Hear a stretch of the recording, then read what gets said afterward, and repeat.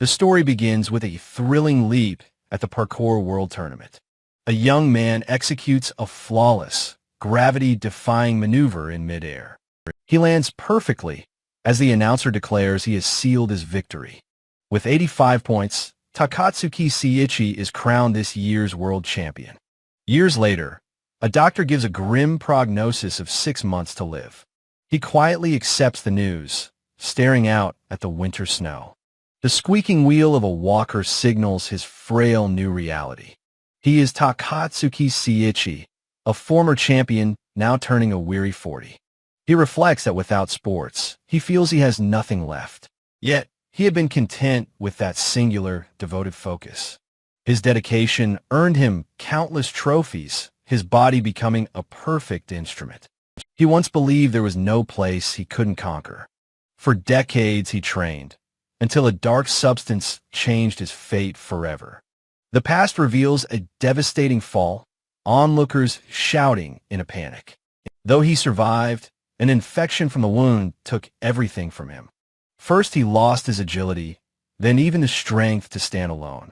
Now, sitting in the snow, he is faced with a death sentence. His weary eyes reflect the cold, harsh reality of his situation. From his bench, a small commotion suddenly catches his attention.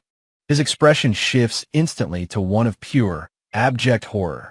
A small child stumbles and falls directly in the street. A massive snowplow barrels down the road, its wheels churning snow. He screams a desperate warning to the child, who remains frozen. His shouts are completely drowned out by the roar of the engine. He knows that if nothing changes, the child will be hit. A surge of adrenaline hits as he tries to force his body to move. He bites his lip so hard it draws blood from the strain. His hands, his legs, his entire body screams in protest and agony. With a guttural groan, he puts all his will into moving. He is so close, but his broken body simply will not obey. A memory of his powerful youth mocks his current, helpless state. The realization that he can do nothing brings tears of bitter frustration. Something inside him snaps, a raw sound of metal and will straining. His despair gives way to a sudden, defiant, and powerful resolve. He refuses to accept this fate, his will hardening into action. With a primal roar, he throws himself for the park bench. His face is a mask of pure, agonizing effort and will. He ignores the pain, forcing his body into motion on the ground. His walker shatters under the force of his desperate movement. He hits the cold snow, his glasses flying from his face. But even on the ground, his eyes burn with fierce determination. He refuses to give up, telling himself he cannot just watch. He drags his useless legs through the snow, an inch at a time. Every muscle screams as he fights against his own broken body. He finds purchase for one final, monumental push forward. With a final roar, he lunges, his body a clumsy projectile. His outstretched hands connect, pushing the child to safety. He successfully shoves both the child and the ball clear. For a fleeting moment, a look of grim satisfaction crosses his face. The world explodes in a violent splash of black ink. The impact is absolute, his body thrown through the air. The child is safe, a silent witness to the sacrifice. The violent, brutal end is instantaneous and complete. His final act of defiance has cost him everything. The snowplow continues on its path, disappearing into abstract darkness. In the void, he laments his failure, hoping the child survived. A voice offers him power to defy fate with a single mission. He is promised 3 powers and told he will not be alone. With a sudden, sharp gasp, his consciousness returns. Birds scatter from the trees as he awakens with a jolt.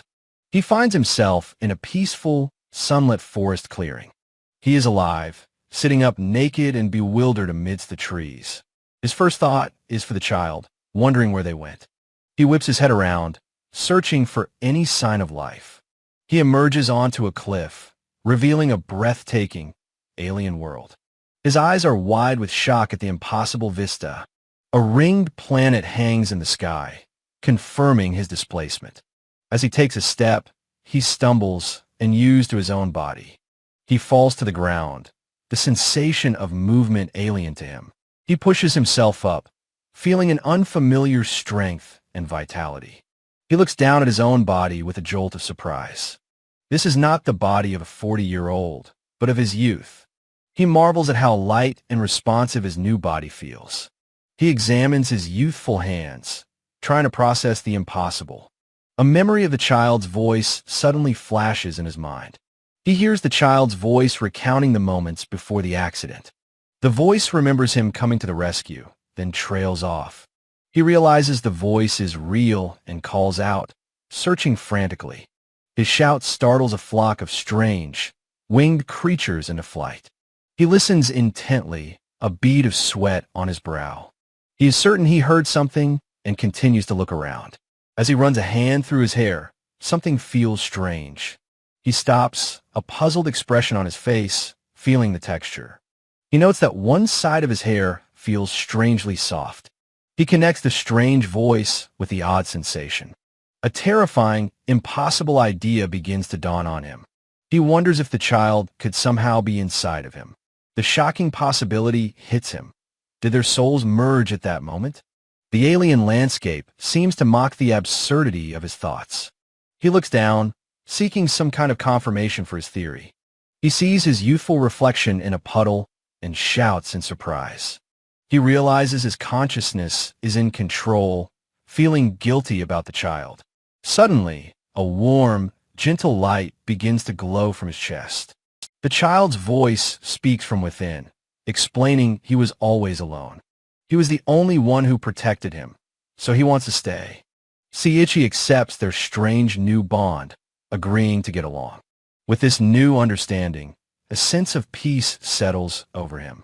An incredible joy erupts within him as he begins to move. A perfect backflip flows effortlessly, a forgotten feeling of freedom. He marvels that this day has come, feeling a perfect harmony with his new body. Seiichi's bare feet press into the soft, unfamiliar grass of a new world. A faint, confident smile touches his lips as he feels his newfound vitality.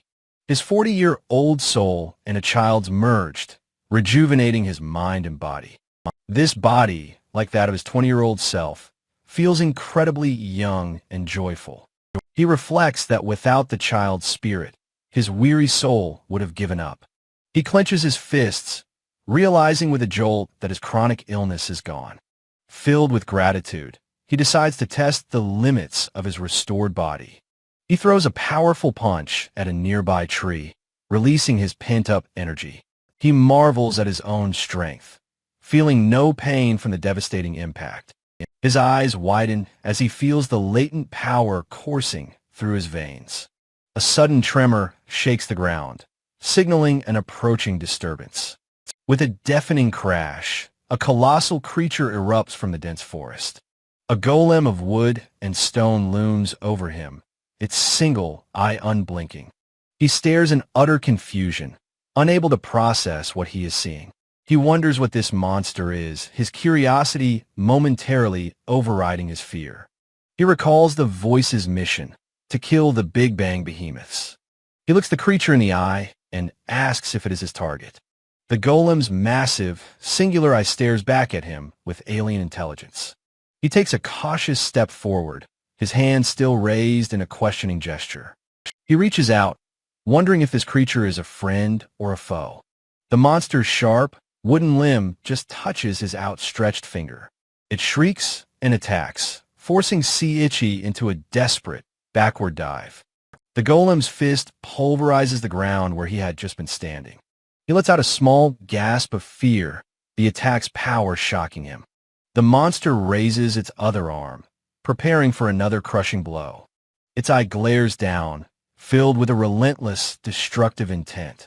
He thinks it's a hopeless fight, that he's still just as powerless. The monster, a foolish beast, is about to strike its own arm. The second fist comes down, smashing into its own limb with incredible force. He feels a slight tremor as the monster stands amidst the destruction. The golem stands on the edge of the cliff, momentarily distracted. He feels a surge of helplessness, thinking it's impossible to fight it. The monster turns its attention back to him, its shadow falling over him. He wonders if he truly has the power to resist his fate this time. As the fist descends, the ground beneath the golem suddenly shatters upwards. He stares in shock, feeling a new power awakening within him. He scrambles backward, his body a blur of motion as he dodges the attack. He looks at the impossible sight before him, his mind racing. He lands on a newly formed platform of stone, a look of dawning realization. He touches the surface, questioning if this is a foothold. He realizes this power wasn't there before. It must be his new skill. It may seem like a simple power, but he thinks it might be useful. He takes a moment to assess the situation, a new plan forming. The golem's back is turned. He could escape, but it's too agile. He clenches his fist, questioning if he has what it takes to fight. No, he refuses to be helpless ever again. He's tired of that feeling. More than that, it would be an insult to the child within him. He pushes himself up from the ground, his resolve hardening into action. He roars at the monster, demanding it turn and face him. The golem turns, its gaze locking onto the defiant human. Seiichi takes a deep breath, preparing to meet the creature's charge head-on. The monster's eye narrows, focusing on its surprisingly resilient target. The golem rushes forward, its massive feet shaking the very earth. Seiichi runs towards the beast, a tiny figure against a living mountain. He launches himself into a sprint, his powerful legs eating up the ground. He plants his foot, preparing to leap with all his might. He uses the golem's arm as a vault, propelling himself upwards. He calls out his skill, Foothold, creating a platform in midair. He pushes off the shimmering platform, gaining even more height. He twists his body, aiming for a weak point on the monster. He soars high above the golem, a perfect arc against the sky. He brings his leg down in a devastatingly powerful axe kick. The kick connects with the monster's neck with a sickening crunch. The impact shatters the wood, sending the monster reeling back in pain. The monster cries out, a sound like splintering trees. He lands gracefully, relieved that his attack was so effective. He looks at his own body, beads of sweat on his brow. The monster stumbles, its massive form beginning to crack and crumble. A glowing, spherical core slips from the wound he created. The orb falls to the ground with a soft thud, its light fading. He stares in disbelief, questioning if he was truly that strong. He stumbles, realizing he used only his foothold skill to win.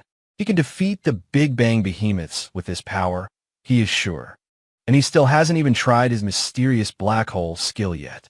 He walks away from the battlefield, his mind still reeling from the victory. Suddenly, a high-pitched scream cuts through the silence of the forest. A scream? He exclaims, his head whipping towards the sound. He sprints towards the noise, wondering if it's another person. He bursts through the trees into a sunlit clearing. He stops short, his eyes widening at the chaotic scene before him. A stone golem terrorizes an old man and a young girl. A witch stands guard, having just defeated a smaller monster. Out of the frying pan, he thinks, realizing the trouble isn't over. The witch turns, asking if the civilians are all right. The old man sees him and pleads for help. The witch follows the old man's gaze and sees Seiichi's naked form. She lets out a horrified shriek, calling him a pervert. He yells back in protest, insisting that she is mistaken. The witch stares, her face a mask of flustered shock and anger. Seiichi looks back, his expression a mixture of panic and frustration. The old man clutches the girl, his face filled with fear and confusion. The second chapter begins with a new battle and a terrible misunderstanding. The witch tells him to back away, still focused on his lack of clothes. Seiichi is stunned by her reaction in this life-or-death situation. He shouts that he'll explain later. They need to focus on the monster. He asks if they just need to defeat this thing for now. The flustered witch stammers her agreement, her cheeks still bright red. All right, he says, planting his foot and preparing to charge in a battle. He dashes past her, ignoring her continued protests about his nakedness. He leaps into the air, summoning a foothold to launch his attack. The old merchant, Jai, looks on with an expression of pure shock. Seiichi vaults from a platform, landing squarely on the golem's shoulder. He grunts, determined to employ the same successful tactic as before. His bare feet dig into the creature's stony hide for a firm grip. He scrambles up its body while its single, massive eye watches him. With a powerful leap, he soars through the air towards its head. His eyes widen in surprise as he realizes the attack has failed. He bounces off the golem's unyielding hide, exclaiming how hard it is. Meiho watches with concern, worried he's being far too reckless. Jai shouts a desperate warning about the golem's only weak point. He explains its life force is the glowing blue crystal that serves as its eye. The golem's eye hums, focusing its gaze on the small human threat. Seiichi understands now. Everything else is impenetrable. The eye is the key. He realizes the first monster he fought must have been a weaker type. The golem's eye glares, locking onto him as it prepares to strike. It swings its colossal stone fist with terrifying, earth-shattering speed. Seiichi notes the attack is both incredibly fast and overwhelmingly powerful. The fist smashes the ground, but he has already dodged the blow. He has seen this attack before and already knows how to counter it. He uses the golem's own arm as a ramp, launching himself upwards. His hands find a solid grip on the creature's rocky face. With a grunt of pure effort, he hauls himself up onto its head. The golem roars, sensing the immense power of its tiny foe. A powerful sound effect emphasizes the creature's frustrated rage. Seiichi flips gracefully in midair, positioning himself above the eye. He lands perfectly on its shoulder, poised for the final, decisive strike. Crouching low, he gathers all of his strength for a single blow. His eyes narrow with intense focus as the critical moment arrives. The golem's stone jaw grinds in a final, desperate defensive measure. Sharp, black spikes erupt from the eye socket, try to protect its core. His hand plunges forward, slipping past the deadly spikes. He slides down its face, his hand buried deep within the socket. He begins to rip the glowing blue orb from its stony housing. His face is a mask of pained effort as he secures the golem's core. The defensive spikes shatter as he tears the crystal free. He holds the glowing magic orb, the very life force of the golem. The creature shudders violently, its body beginning to crumble. With a deafening crash, the golem collapses into a lifeless pile of rubble. Seiichi stands amidst the dust, letting out a heavy breath of relief. He looks down at his arm, surprised by a sudden, strange sensation. Ethereal particles of light begin to swirl and dance around him. He feels the golem's energy flowing into his body from the crystal. He looks up to see Meiho, Jai, and Musum watching him. Meiho, utterly stunned, can only manage a hesitant greeting. She immediately demands to know why he's naked, calling him a pervert. Seiichi is completely taken aback by her sudden, sharp accusation. He apologizes, explaining he was just trying to rescue them quickly. He stands awkwardly amidst the rubble, awaiting their next move. Meiho blushes, accepting his explanation with a flustered look. With an exasperated sigh, she decides to take matters into her own hands. She tosses her cloak to him, ordering him to put it on at once.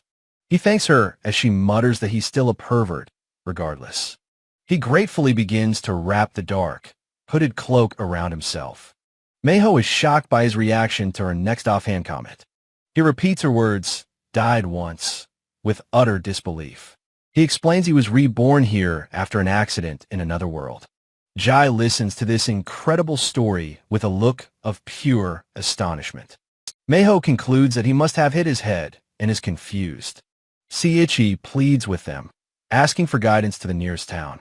Meiho considers his desperate plea, her expression thoughtful. The young girl, Musum, peeks out shyly from behind her father. Jai insists they must trust the young man who risked his life for them. Meiho relents, admitting that she doesn't believe he has any ill will.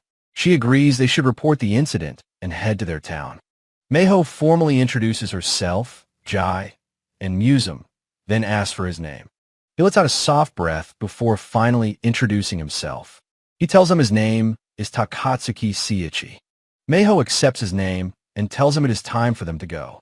He feels utterly lost, wondering about this world and if he can ever return. In the distance, they see a walled town nestled in a valley. Jai points ahead, proudly announcing that this is their town of Vant. Seiichi instinctively estimates the distance is roughly 1.5 kilometers. Jai thanks him again, his voice thick with sincere, heartfelt gratitude.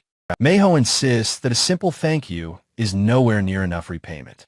Seiichi offers a small, humble smile in response to their kindness. They walk along the main road into the quaint streets of Avant. The small group of 4 makes their way through the town together. Seiichi observes that while the town is populated, it lacks energy. Meiho tells him the guild is closed, so they will go to her house. Seiichi is surprised to hear how much the golem materials are worth. She reminds him of the danger, saying the reward must match the risk. A brief flashback shows the destructive power of a giant creature. She explains fighting them normally requires extensive armor and preparation. She adds that the demand for these materials has been rising lately. Seiichi wonders about the meaning behind this increased demand. Jai tells Seiichi he will explain everything once they are safely home. They arrive at a cozy, 2-story timber frame house. Inside, Jai formally thanks Seiichi again, his gratitude endless. Seiichi thanks him in return, genuinely happy that he could help. The young girl, Musum, calls out to Seiichi from the doorway. She carefully carries a steaming bowl of stew towards the table. She shyly offers him the meal she made as her own way of thanks. Seiichi is visibly touched by her simple, kind gesture. He looks at the hot meal, suddenly realizing he has not eaten. Bringing a spoonful to his lips, his hunger becomes immense. He swallows the first bite, the rich flavor a welcome shock. He eats eagerly, telling Jai how truly delicious the stew is. Jai correctly deduces that Seiichi must be a visitor from another world. He offers to explain the current state of their world to the newcomer.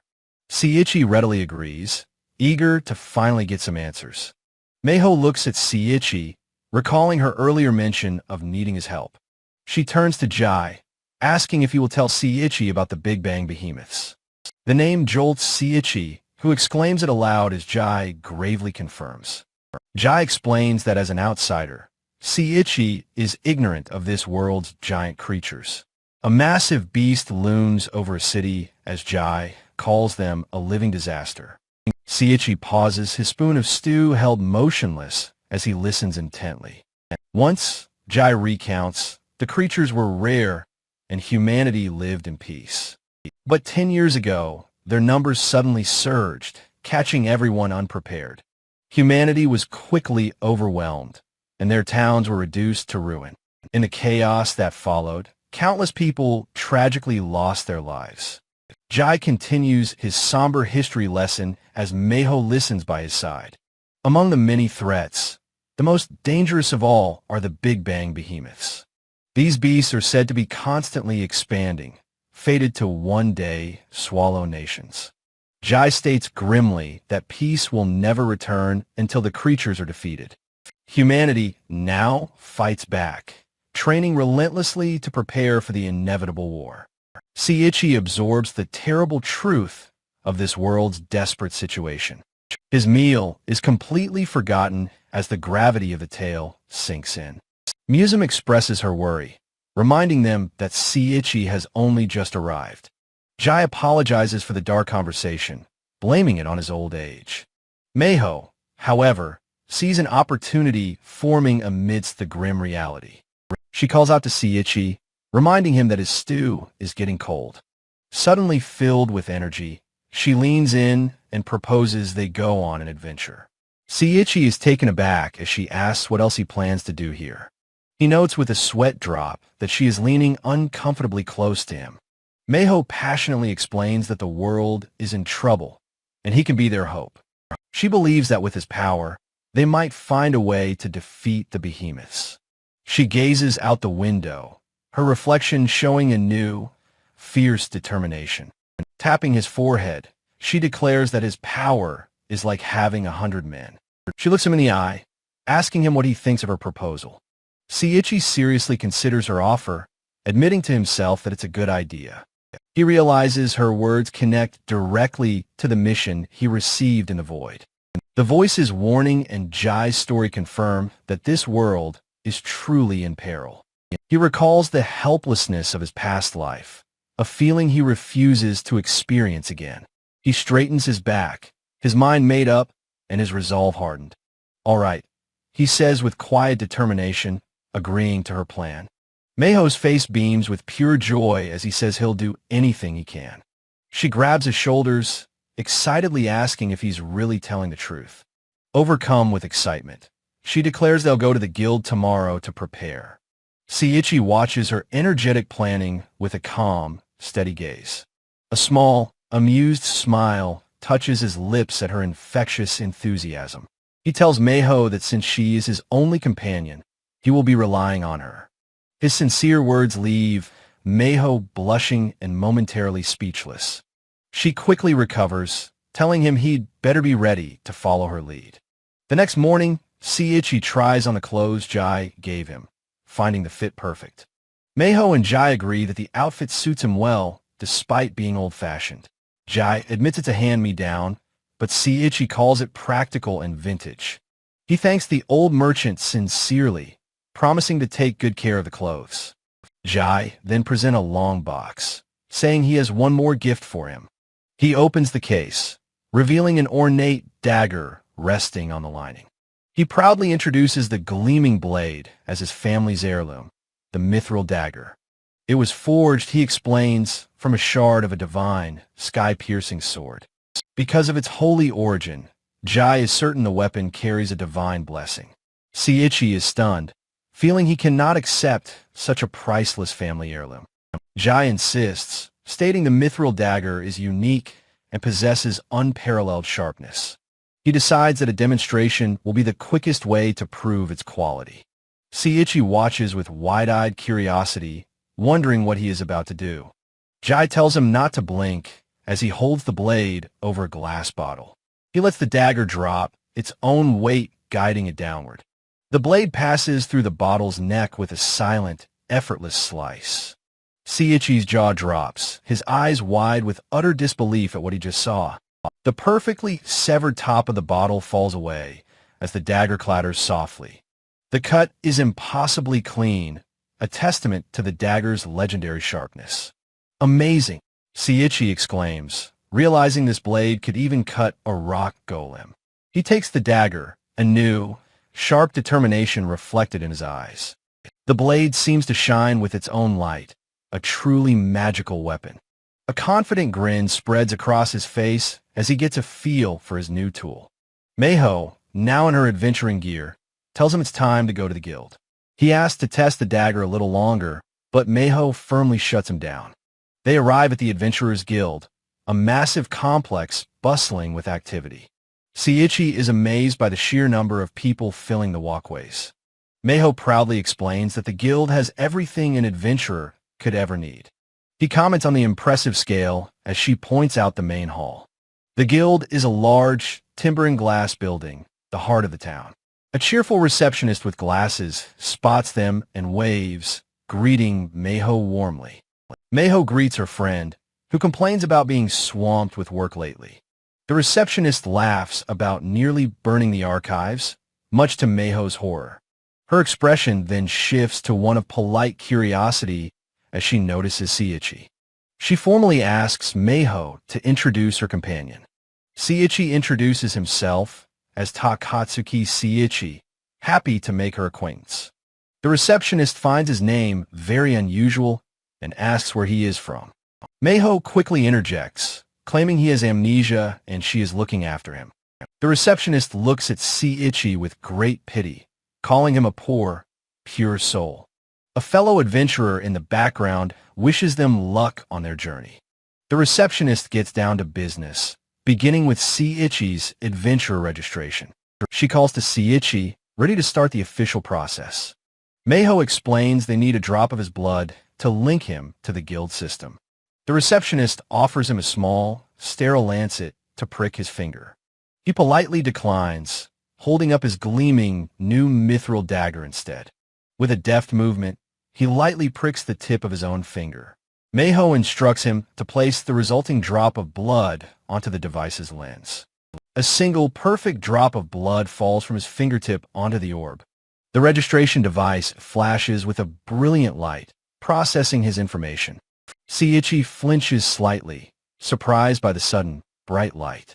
The receptionist cheerfully presents him with his completed adventurer's license card. The new card is ejected from the machine with a satisfying mechanical sound. Meiho takes the card and hands it to Seiichi, who thanks her. He looks at his new identification with a surprised expression. The card clearly displays his name, Takatsuki Seiichi, and his current level, LV.2. He reads the listed skills: Foothold, Physical Ability Improvement, and Black Hole. With registration complete, the receptionist asks them to report their monster kill for payment. Meiho told Seiichi to wait a moment while she rummaged through her bag. She placed a rock golem's crystalline eye and jagged horn on the counter. The receptionist praised the pristine condition of the monster parts in their report. But as she read the subjugation report, her cheerful expression suddenly vanished. Her eyes wide with shock, she asked if Seiichi truly defeated the golem alone. Startled by the sudden attention, Seiichi awkwardly confirmed that he had. She declared that for a rookie to beat a building-class foe was incredible. Confused, Seiichi wondered aloud what building class even meant. The receptionist tapped her pen, ready to begin her detailed explanation. She explained the world's 9 ranks of giant creatures, from creature to cloud sea. The bigger the monster, she warned, the stronger and more ferocious it becomes. She chided him for his recklessness, but he realized the golem was weak. He tried to imagine a cloud sea class monster, picturing a bizarre, floating fortress. She reassured him that the highest rank was only theoretical, never yet seen. Seiichi contemplated the terrifying scale of the threats this world held. This meant, however, that creatures as large as mountains were a confirmed reality. The receptionist encouraged them to use this knowledge to gauge their future opponents. With a bright smile, she directed them to collect their substantial reward. Both Seiichi and Meiho stared in awe at the heavy sack of coins. Seiichi felt guilty for taking the money, but Meiho told him not to worry. She reminded him that he had saved her life and she owed him a debt. He listened quietly, unsure of where her serious tone was leading. Meiho stated that his true purpose was to defeat the giant creatures. She believed his power would one day be enough to stop the behemoths. She promised to support him fully so he could become strong enough. Her fist tightened on the table, her voice filled with conviction. It was her dream, she declared, to take their world back from the monsters. Her gaze was intense, filled with the weight of her lifelong ambition. Seiichi looked at her, finally understanding the depth of her resolve. A small, determined smile formed on his face as he made his decision. He agreed, saying if it helps, he will fight with all his might. He was grateful they accepted him and gave him a clear path forward. He turned to Meiho and sincerely thanked her for being his companion. Caught off guard by his sincerity, Meiho could only blush in response. Flustered, she insisted it was too early for thanks and urged him to shop. They agreed their first purchase should be a large bag for their supplies. He worried that carrying a lot of gear would be a hindrance in battle. As he reached out to pick up the heavy coin sack, something strange happened. A black void appeared on his hand, sucking the bag towards it. The entire sack of money vanished into the swirling black portal. Both of them could only stare in wide-eyed, absolute shock. Meiho demanded he explain the sudden suction, but he had no answers. "Me," he yelped, insisting he had no intention of doing that. She ordered him to try and retrieve the backpack from the strange void. He held out his open hand, concentrating on reversing the strange phenomenon. He looked on with uncertainty, unsure if he could control this new power. With a nervous expression, he focused his will on his outstretched hand. A portal opened, and he cautiously reached his bandaged hand inside. He wondered how it would work, feeling around inside the pocket dimension. He noted with surprise that the space inside felt remarkably wide. He suddenly pulled the bag back out, shocking both himself and Meiho. He held the recovered money bag, proving the strange void was reversible. Meiho was amazed he could retrieve it so easily, asking if he was okay. He explained that it seemed to appear when he focused his thoughts. He recalled that it had appeared on his palm when he willed it strongly. She asked if his hand felt different, but he said it seemed unchanged. He mused that he couldn't think of any other interesting uses for it. Suddenly, a brilliant idea struck Meiho, a light bulb flashing above her head. She urged him to check his adventurer status card for any clues. He quickly unrolled the license, his eyes scanning the listed skills. His eyes widened as he found it, a skill named Black Hole. He admitted he suspected he had some unknown ability, but Meiho was surprised. He leaned in to read the skill's description, which was new to her too. It was a spatial storage, allowing him to freely store and retrieve items. Meiho was thrilled by the safe skill, while he wondered about its capacity. She excitedly suggested they test its limits by buying as much as possible. She teased him, asking if the prospect of such a great plan scared him. Her teasing backfired, leaving her a flustered, blushing mess. She denied being scared and told him to get ready to go. They set out into the quaint, timber-framed streets of the town of Avant. They returned later, having bought a truly staggering amount of supplies. Their haul included a blade-proof tent, a magic lamp, and durable rope. They also had firewood, futons, cooking gear, and a strange stuffed animal. He insisted it wouldn't fit, but Meiho just wanted to test its limits. Every item, from the cooking pot to the firewood, was deemed essential. Meiho dangled the stuffed animal, insisting it must have some purpose. She chided him for holding her precious item so weirdly and urged him on. He activated the black hole, intending to start with just a tent. But with a powerful whoosh, the entire mountain of gear was sucked in. In an instant, the ground where the massive pile had been was completely empty. All of it, they both yelled, stunned that the void consumed everything. Meiho realized they could now travel light, as if on a casual stroll. She was now incredibly excited for the adventure that awaited them tomorrow. That night, however, Seiichi lay awake in bed, his mind racing. He stared at the ceiling, unable to calm his thoughts before their journey. He thought of their departure, a world away from his previous death sentence. He felt uneasy, knowing he didn't fully understand his own powerful abilities. A bead of sweat ran down his face as his expression hardened with resolve. He sat up, deciding he had to test his limits before they left. In the yard, he recalled his status card said footholds could be any shape. He drew his mithril dagger, channeling his will into the divine blade.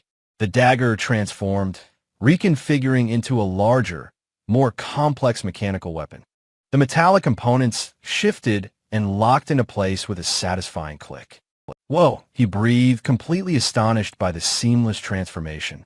He thought it looked incredibly cool, a thrill of excitement running through him. He grinned, ready to experiment with even more different shapes and forms.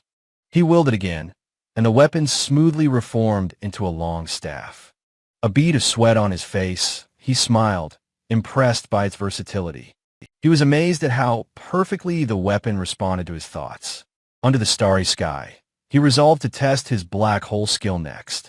A new morning dawns over Avant, a ringed planet hanging peacefully in the sky. Seiichi appears utterly exhausted, with dark circles under his eyes from sleepless night. Meiho observes that he barely slept, and he admits he got carried away training. He claims it's no problem, but Meiho insists his exhaustion is still a major issue. With concern in her eyes, Meiho looks up at Seiichi as they prepare to leave. The old merchant Jai stops them, explaining he has one final thing to say. His expression is uncharacteristically grave, filled with a deep, paternal seriousness. He makes a simple, heartfelt plea for them to return from their dangerous journey alive. His solemn words hang in the air, and the two young adventurers listen intently. His expression firm with resolve, Seiichi quietly acknowledges the old man's wish. Promising not to forget his words, they finally set off on their adventure. They step out of town into a vast, untamed wilderness of jagged, rocky cliffs. Standing on a precipice, Seiichi remarks on the truly magnificent scale of the landscape. He muses that even a massive cliff is humbled by the grandeur of nature. He asks for their plan, and Meiho states that his first priority is combat experience. She explains how monsters grow stronger the farther one gets from safe zones like a ant. With a decisive gesture, she points her fingers straight up, indicating their goal. Their objective for the day is the dark, dense forest atop a sheer cliff.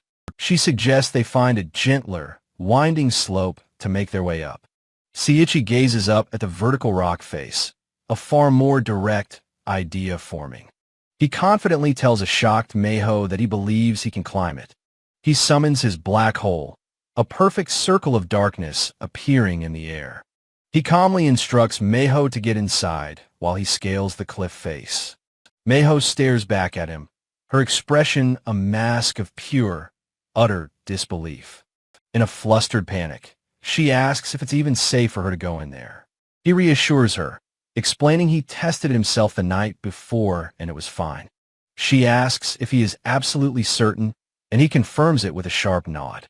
A bead of sweat rolls down his temple as he waits for her decision. Meiho remains skeptical, her face a mixture of doubt and reluctant consideration. Relenting, she warns him not to drop her, and he tells her to trust him. With a soft pop, Meiho vanishes completely into the dark portal of the black hole. The portal closes with a sudden whoosh, leaving only empty space behind. Now alone, Seiichi cracks his knuckles and prepares himself for the daunting climb. He knows a normal person couldn't scale this cliff, but he is far from normal. A confident smirk plays on his lips as he eagerly anticipates the physical challenge. He grips the rock face, his bandaged hands finding their first secure purchase. With incredible agility, he begins to scale the sheer wall, leaping from hole to hold. His feet find purchase on tiny ledges as he makes his way steadily upward. Reaching a steep overhang, he realizes that grip strength alone won't be enough here. He shouts for his foothold skill, manifesting a glowing platform out of thin air. He pushes off the magical platform, launching himself higher up the cliff face. He twists in midair, creating a series of platforms to continue his impossible ascent. His hands grab onto the next glowing step that he has willed into existence. He pulls himself up, his body a blur of controlled, gravity-defying motion. His feet touch down on another solid platform, continuing his vertical sprint. He vaults from one foothold to the next in a dazzling display of parkour mastery. With a final, powerful leap, he lands gracefully and silently at the top. He takes a moment to catch his breath, panting from the strenuous exertion. Sitting on the cliff top, he decides it's best to keep his reckless feet from Meiho. He opens the black hole again, preparing to release his traveling companion. He calls out to Meiho, reaching into the portal and gently taking her hand. Meiho's eye widens in confusion as she is pulled back into the real world. She asks if he forgot something, but he calmly informs her he's already finished. She is utterly shocked, exclaiming that it hasn't even been a second for her. He theorizes that time inside the black hole must flow at an extremely slow rate. Meiho is flustered, realizing the bizarre nature of the space he just put her into. He reassures her that it was perfectly safe and that they have now arrived. They step into the dense, twilight forest, the tall trees looming over them. Seiichi finds the darkness unsettling, but Meiho scoffs at his complaint about the gloom. She confidently states that she has countermeasures prepared for this exact situation.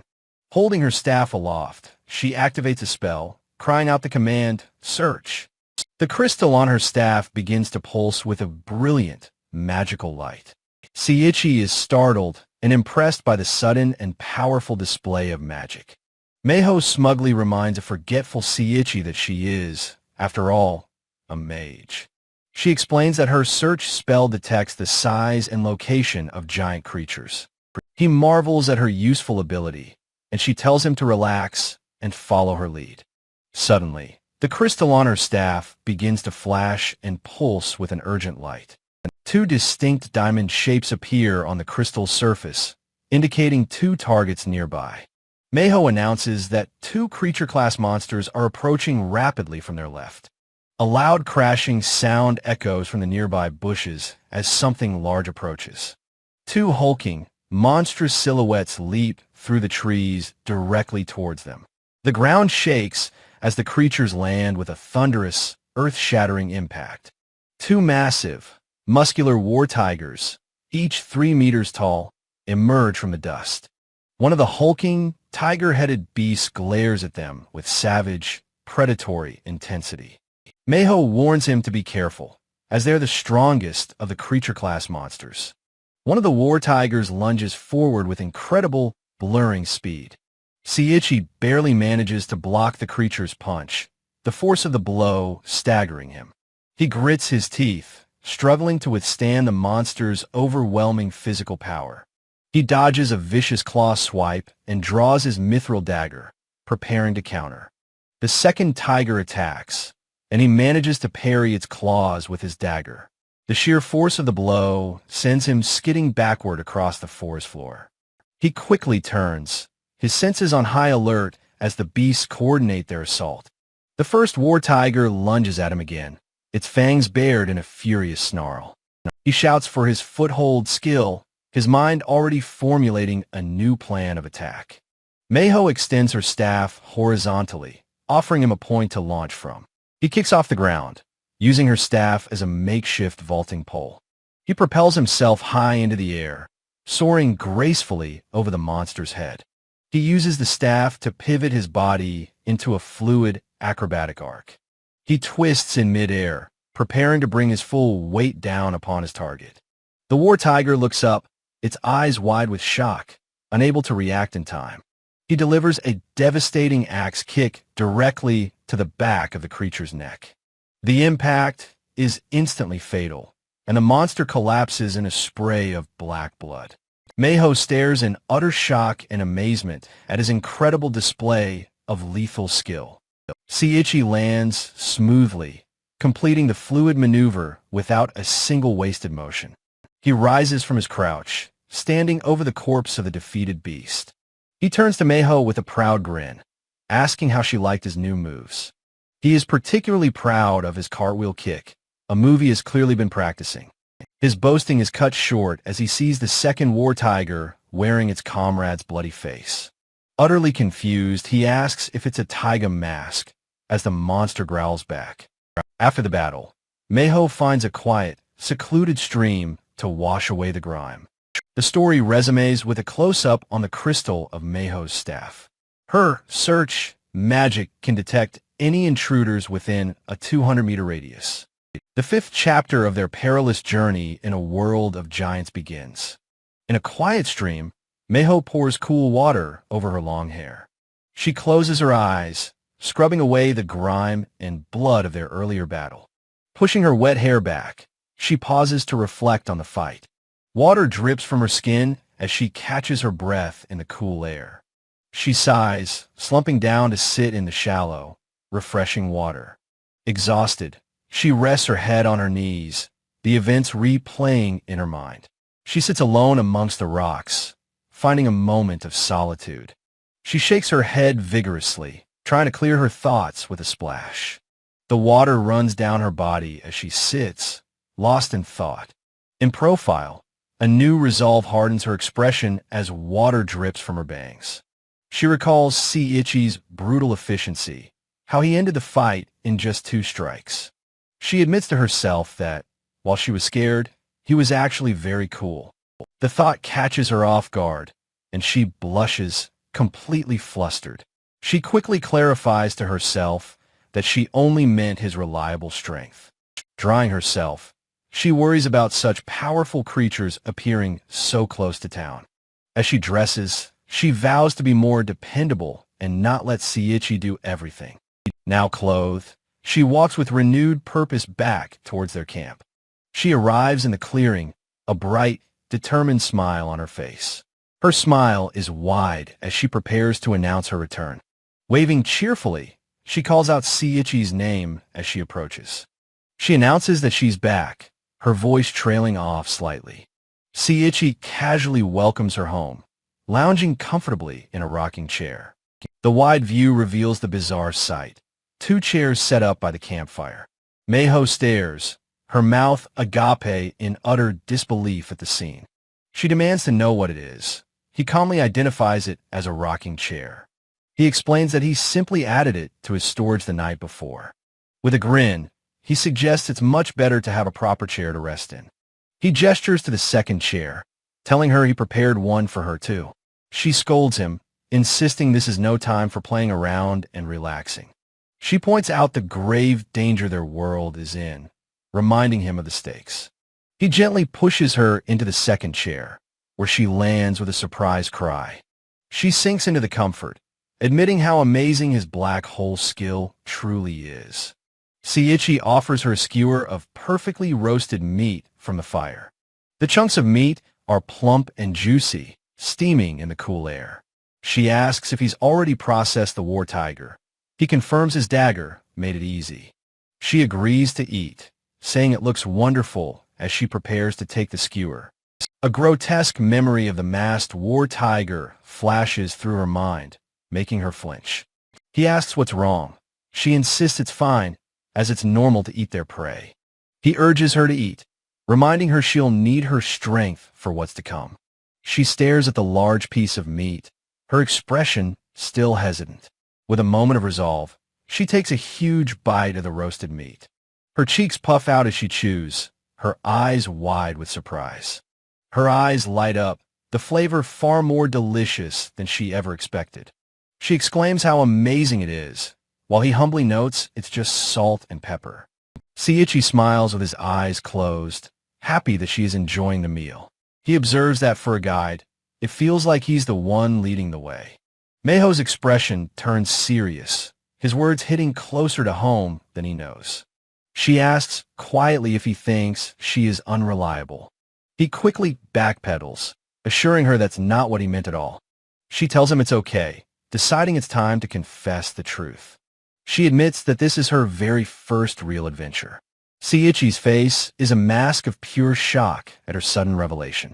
She explains their first meeting was just a transport escort, one she failed. A flashback shows her past as a non-combat mage specializing in logistics. But seeing Seiichi's incredible power gave her a spark of hope. She thought that, by supporting his strength, she could finally participate. She admits that instead, he has been the one doing everything for her. She wonders aloud if she can be of any help to him on their future journey. Seiichi looks at her, his expression softening as he understands her insecurity. She hangs her head, apologizing for not being honest with him sooner. He stands, telling her she's wrong and that he doesn't blame her for anything. He is happy, he says, because this means they are true equals. They are both novices, and he asks if it's not better to face things together. He suggests that finding what they can do as they go is the best way forward. Meiho listens to his words, a quiet understanding dawning on her face. A small, gentle smile touches her lips as she processes his kindness. She looks up, her hand on her heart, and gives him a genuine, heartfelt thank you. Seiichi watches her, a silent moment of partnership solidifying between them. He remarks that it is the first time he has ever seen her smile like that. She looks away, flustered by his direct and sincere observation. He asks what's wrong, but she can only stammer, embarrassed by the compliment. Her attention is drawn to their firewood, which has been scattered and broken. They both realize the wood was already cut down when they arrived at the site. A flicker of unease crosses Meiho's face as she senses something is wrong. Her staff flares to life as she instinctively yells out the name of her spell, Search. The crystal at the tip of her staff glows with an intense, urgent light. She grabs Seiichi, her face pale with terror, warning him a monster is coming. The symbol within the staff's crystal pulses, signaling imminent danger. An armored creature crashes into their camp, pulverizing Meiho's rocking chair. The massive insectoid monster collapses in a heap amidst the wreckage. Both Seiichi and Meiho scream in shock at the sudden, violent intrusion. Meiho's face is a mask of wide-eyed horror and confusion. She stumbles back, weakly telling whatever is coming to wait.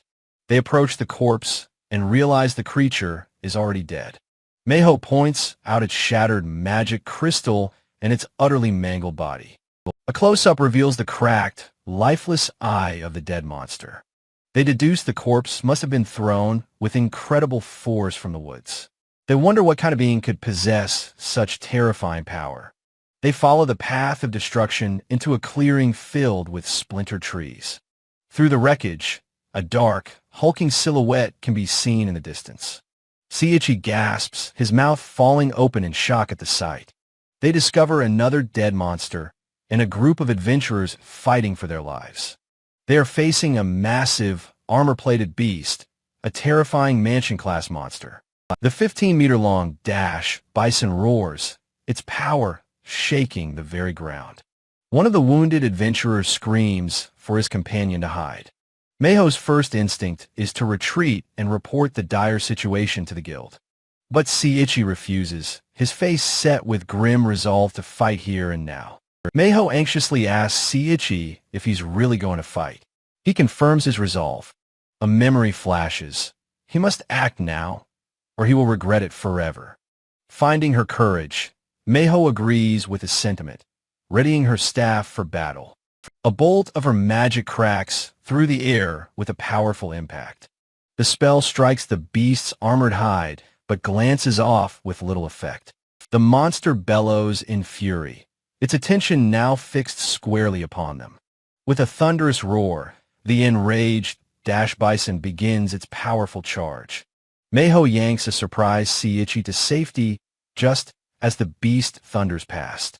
Her hand grips his arm tightly, pulling him from the path of destruction.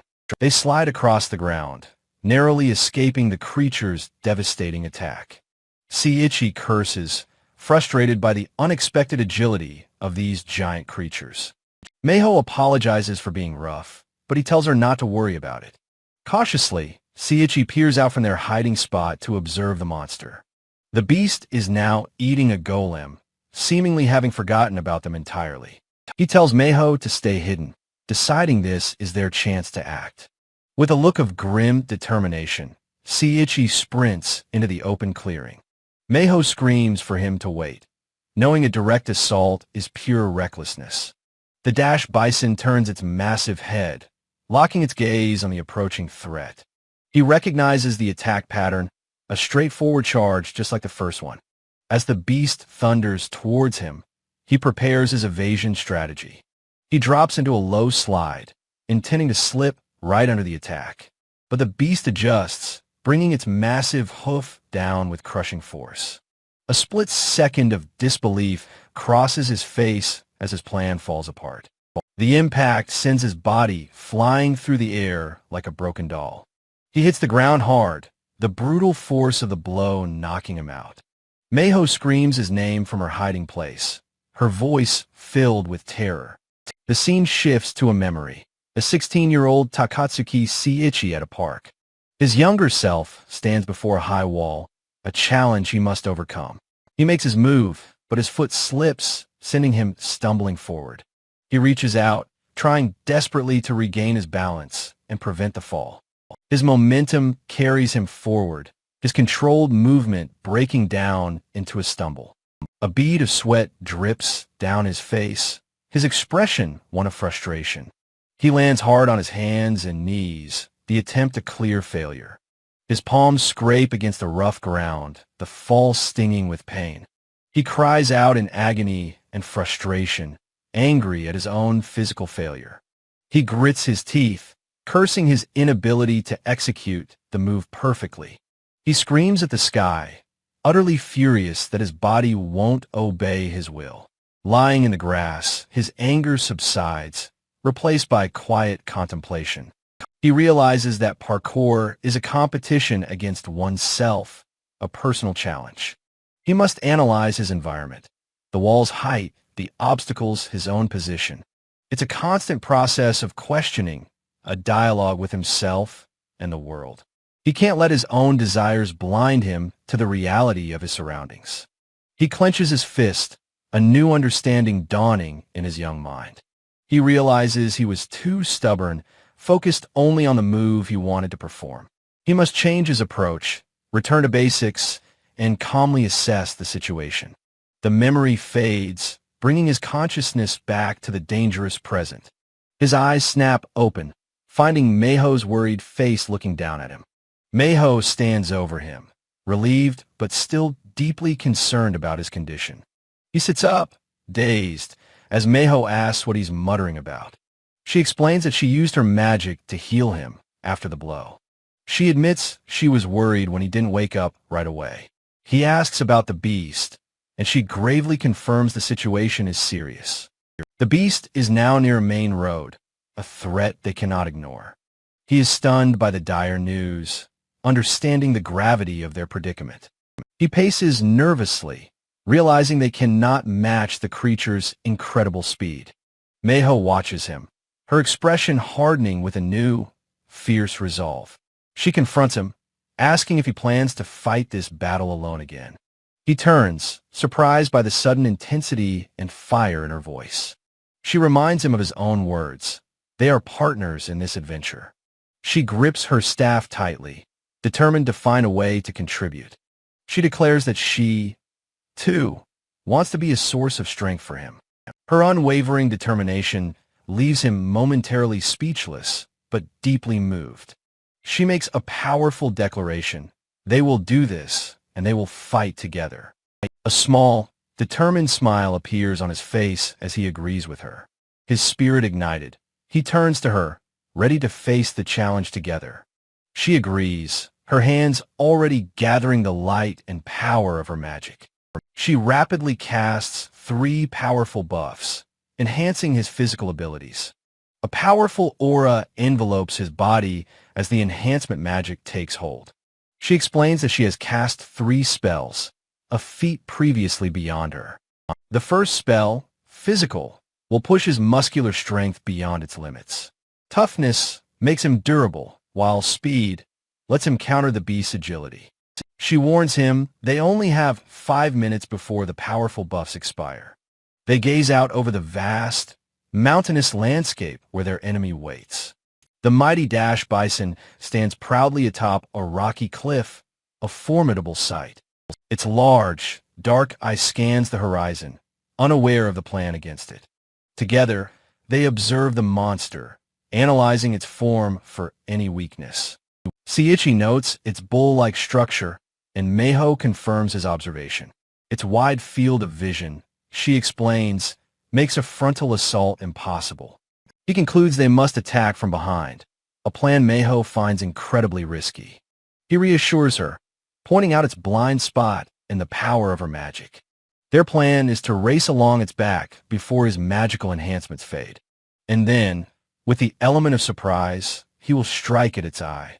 The final, brutal objective is to gouge out the creature's vulnerable eye. Meiho is visibly stunned by the brutal, high-stakes nature of their strategy. He explains that even blinding one eye will create a massive tactical advantage. He gives her a final instruction, to assist him from the ground below. With a look of nervous determination, she agrees to her role in the plan. With their strategy set, he explodes into motion, a silver blur of speed. He calls forth a foothold, using the platform to launch himself high. Flying through the air, he admits he's not used to this proximity to death. But he knows that if he fails, he will condemn others to helplessness. He lands silently on the creature's back and begins his sprint towards its head. Therefore, he pushes forward, closing the distance to the monster's vulnerable head. He leaps from its back, dagger held high, preparing for the decisive strike. His weapon is perfectly aligned, a silver streak aimed at the creature's eye. He grits his teeth, roaring his vow to stop the monster's rampage. He brings the dagger down with all his might, vowing to end it here. The sharp point of the mithril dagger pierces deep into the beast's eye. His face is a mask of pure determination as he executes the brutal attack. A fountain of black blood erupts as the beast lets out an agonized roar. With a mighty thrust, Seiichi drives his mithril dagger into the dash bison's eye. He lands on the beast's back, shocked that his desperate attack actually connected. He realizes his foothold ability can fix things in place, not just create platforms. A desperate, high-risk plan forms as he glances toward his partner, Meiho. He screams her name across the clearing, calling her into the fray. He urgently tells her to get to the beast's left side, just for a few seconds. Meiho is utterly confused, questioning why he would send her towards its good eye. Clinging to the beast, Seiichi shouts that he knows and begs her to trust him. The dash bison lets out a deafening roar of pure agony and rage. Seiichi grunts with effort, digging his fingers in to hold on. A terrified gasp escapes Meiho as she witnesses the monster's violent thrashing. She yells at him to hurry, reminding him of their promise to fight together. A sudden look of surprise and understanding dawns on her face. She plants her feet firmly in the grass, steeling her resolve for what's to come. With unwavering determination, she declares that she will do it. She bravely stands her ground, becoming the perfect decoy for the enraged beast. The massive dash bison thunders towards her, a living engine of destruction. A thick, sturdy rope whips through the air, pulled from Seiichi's storage. The rope wraps around the beast's horns, which questions what is happening. Meiho stares, a blush of surprise on her face as the plan unfolds. A single tear of relief and understanding escapes her eye as she sees his strategy. From his anchor point, Seiichi pulls the rope with all his magically enhanced might. He knows he made it just in the nick of time to save her. His wrapped hands grip the taut rope with incredible straining force. He lets out a primal roar, putting every ounce of his being into the pull. The beast's massive head is violently yanked to the side, throwing it off balance. Blood splatters from its wounded eye as it stumbles from the immense force. The creature crashes heavily into the ground, shaking the very earth. Its powerful hooves dig into the ground as it fights against the pull. Seiichi grunts, realizing the beast's incredible strength is still a factor. He grits his teeth, acknowledging that the monster isn't even flinching. The dash bison begins to right itself. It's good I now fixed on Meiho. Seeing the immediate danger, Meiho screams Seiichi's name in warning. She unleashes her powerful lightning spell without a moment's hesitation. The bolt of crackling energy lances across the battlefield towards the monster. The magic strikes the beast's head in a brilliant, electrifying flash. The dash bison is momentarily stunned, its massive body seizing up from the jolt. Meiho shouts in triumph, knowing her crucial spell has connected. Seeing his chance, Seiichi yells that now is the time for the final strike. Using the rope, he swings himself directly onto the monster's stunned head. He raises the gleaming mithril dagger for the decisive, killing blow. He plunges the blade deep into the beast's smoking, wounded eye socket. A torrent of thick, black blood erupts from the fatal wound. Meiho can only watch, a soft sound of shock escaping her lips. Seiichi pants with exhaustion, whispering to himself that he's finally done it. Meiho lets out a soft ah as she is splattered with the creature's gore. A second, even larger wave of black blood erupts from a corpse. She yelps as she is completely drenched in the monster's foul blood. The massive, armored body of the dash bison lies still and defeated. The battlefield is silent under a sky with a distant, ringed planet. Standing over their kill, Meiho congratulates Seiichi on their incredible victory. She admits she was terrified, but is now confident in their teamwork. She gets excited thinking of the prophet, asking if the corpse will fit in his black hole. Seiichi quietly agrees, though his expression is one of concern for her. He apologizes to Meiho, seeing that she is in a state of shock. She admits she was just babbling, unable to ignore being covered in blood. Feeling dizzy, She suggests they just head back to town as they are. Seiichi looks at her with a worried, yet determined expression. He calls her name as she sways on her feet, about to collapse. He moves in a blur, catching her and helping her up. He effortlessly lifts her onto his back in a piggyback carry. She weakly protests, trying to wipe the thick blood from her face. Her eyes are wide with a mixture of shock and utter exhaustion. She tells him not to carry her because she's dirty, but he insists it is fine. He explains it's his fault she's covered in blood, so this is the least he can do. He gently wipes some of the gore from her cheek with his hand. The scene fades as they begin their long journey back to town. The empty, paved road leading to the safety of Avant stretches before them. Seiichi carries the now sleeping Meiho, both of them splattered with dried blood. He sighs, muttering that just as he thought, he's covered in blood too. He chuckles grimly, remarking that people would mistake them for monsters. He looks up at the sky, a sense of quiet wonder in his eyes. He marvels at the brilliant, star-filled night sky of this new world. He reflects that this is the first time he's truly looked at the sky here. He wonders aloud if this world has its own unique constellations. He glances back over his shoulder, checking on his sleeping companion. Meiho is fast asleep, her head resting peacefully on his shoulder. He sighs, remarking that he's the one who should be more tired. He thinks about how much she has trusted and risked for him. He acknowledges what a strong person she is, even if she doesn't see it herself. A small, gentle smile touches his lips as he reflects on her courage. He vows to never forget the incredible resolve she showed fighting alongside him. Looking at the town lights, he decides they should rest for the day. They finally arrive at the gates of Avant, and he gently wakes Meiho.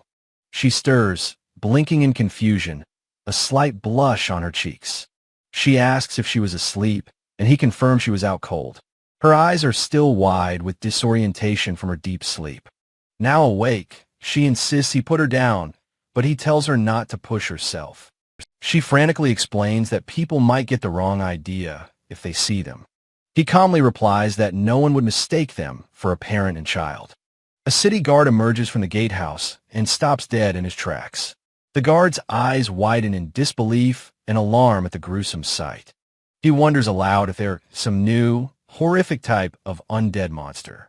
A bewildered Seiichi can only manage a confused, "Why yes?" in response.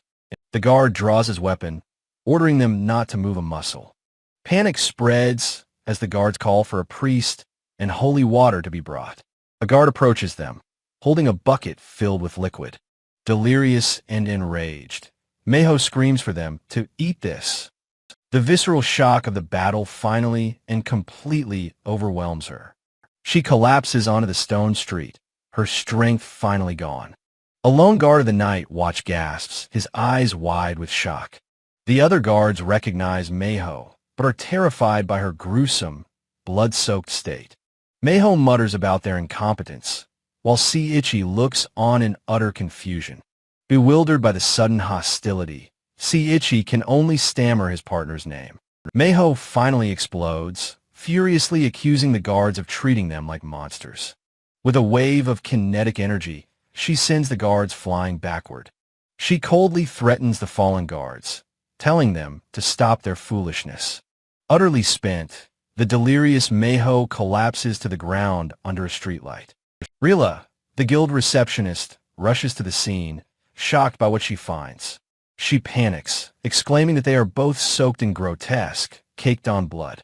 As Seiichi tries to restrain her, Meiho makes angry noises at Rila's fussing. The chaotic confrontation ends with sheepish apologies from everyone involved. Rila asks why they are so bloody, jokingly wondering if Meiho attacked someone. Seiichi explains they fought a huge monster and got showered in its blood. Rila listens intently, a look of dawning understanding on her face. She realizes they must have come to report the subjugation of the beast. Seiichi remains silent, observing the chaotic aftermath of their dramatic return. He lets the others talk, his expression calm amidst the confusion. Seiichi finally speaks, clarifying that he was not the only one fighting. He proudly declares that he and Meiho defeated the monster as a team. Meiho looks up at him, her eyes wide with surprise and gratitude. Rila is taken aback by his statement, her expression shifting to admiration. Looking over the city, Rila congratulates Meiho, calling her achievement wonderful and cool. She later tells a friend that Meiho always dreamed of exterminating every monster. Seiichi, overhearing this, asks Meiho if her grand ambition is actually true. Rila asks what beast they defeated, noting they don't seem to be carrying anything. Seiichi offers to show her, casually asking if she'd like to see it. The colossal, armored corpse of the Dash Bison materializes in the narrow street. It lands with a ground-shaking thud, its immense body filling the alleyway. Rila throws her hands out in a panic, screaming for him to stop. She identifies the creature as a Dash Bison, horrified by its massive wound. Seiichi asks if he startled her, explaining he planned to bring it tomorrow. Rila insists that would cause a panic, as a whole mansion-class beast is unheard of. Realizing his error, a flustered Seiichi asks what he should do now. Rila arranges for immediate dismantling, telling them to come to the guild later. She smiles confidently, assuring them she can handle everything despite the late hour. The night passes peacefully under a sky filled with stars and 2 moons. Morning light falls upon the timber-framed building of the Adventurers Guild. Rila greets them with a bright smile, announcing the processing is complete. Meiho thanks her, assuring the concerned receptionist that she is perfectly fine. Rila presents them with a long, itemized list of all the salvage materials. Meiho decides it's too much to carry and asks the guild to purchase it. Their payment is presented, a mountain of 500 gleaming gold coins.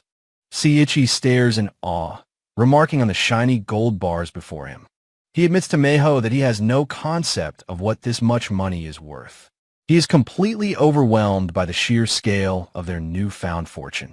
Meiho is equally stunned into silence, her mouth agape in disbelief. Seiichi wonders aloud if this is what it feels like to be so rich.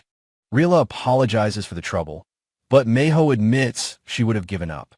Rila waves off their thanks, insisting that it was no problem at all. She was simply happy to help them with their first great achievement. Meiho listens, a faint blush of gratitude on her tired face. Rila encourages them to use their earnings to further their adventuring career. Seiichi quietly thanks her for her help and for the new boots she gave them. With their new fortune, they head to a blacksmith to get properly equipped. The smith presents a pair of custom climbing picks made from the bison's horns. He also proudly shows off the sturdy grappling hook and rope he crafted.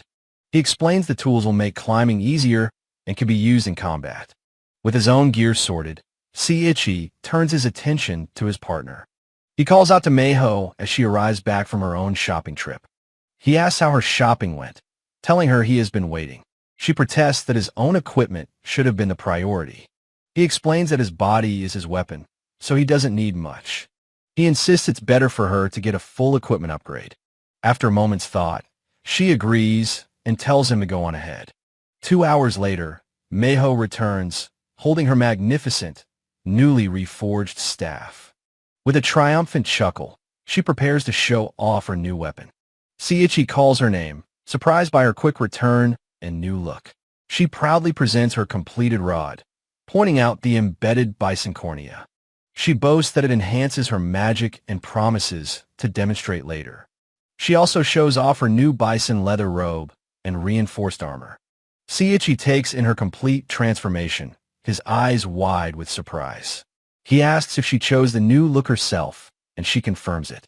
After a slight pause, he tells her that he thinks she looks cute. She lets out a choked gasp, completely stunned by the unexpected compliment. Flustered, she insists this isn't a game and asks what he's talking about. Carrying his own bag, he simply repeats that her new gear really suits her. She quickly changes the subject, pointing to the bag he is carrying. He looks down at his own purchases, confirming he did some shopping too.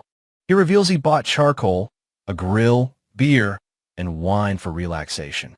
He cheerfully says a break is fine, then casually adds that he spent everything. Seiichi's face is a mask of blank shock at his own words. Meiho is equally stunned, letting out a small, disbelieving. Her eyes are wide with utter disbelief at his casual announcement. He lets the now empty coin purse drop to the ground with a soft sound.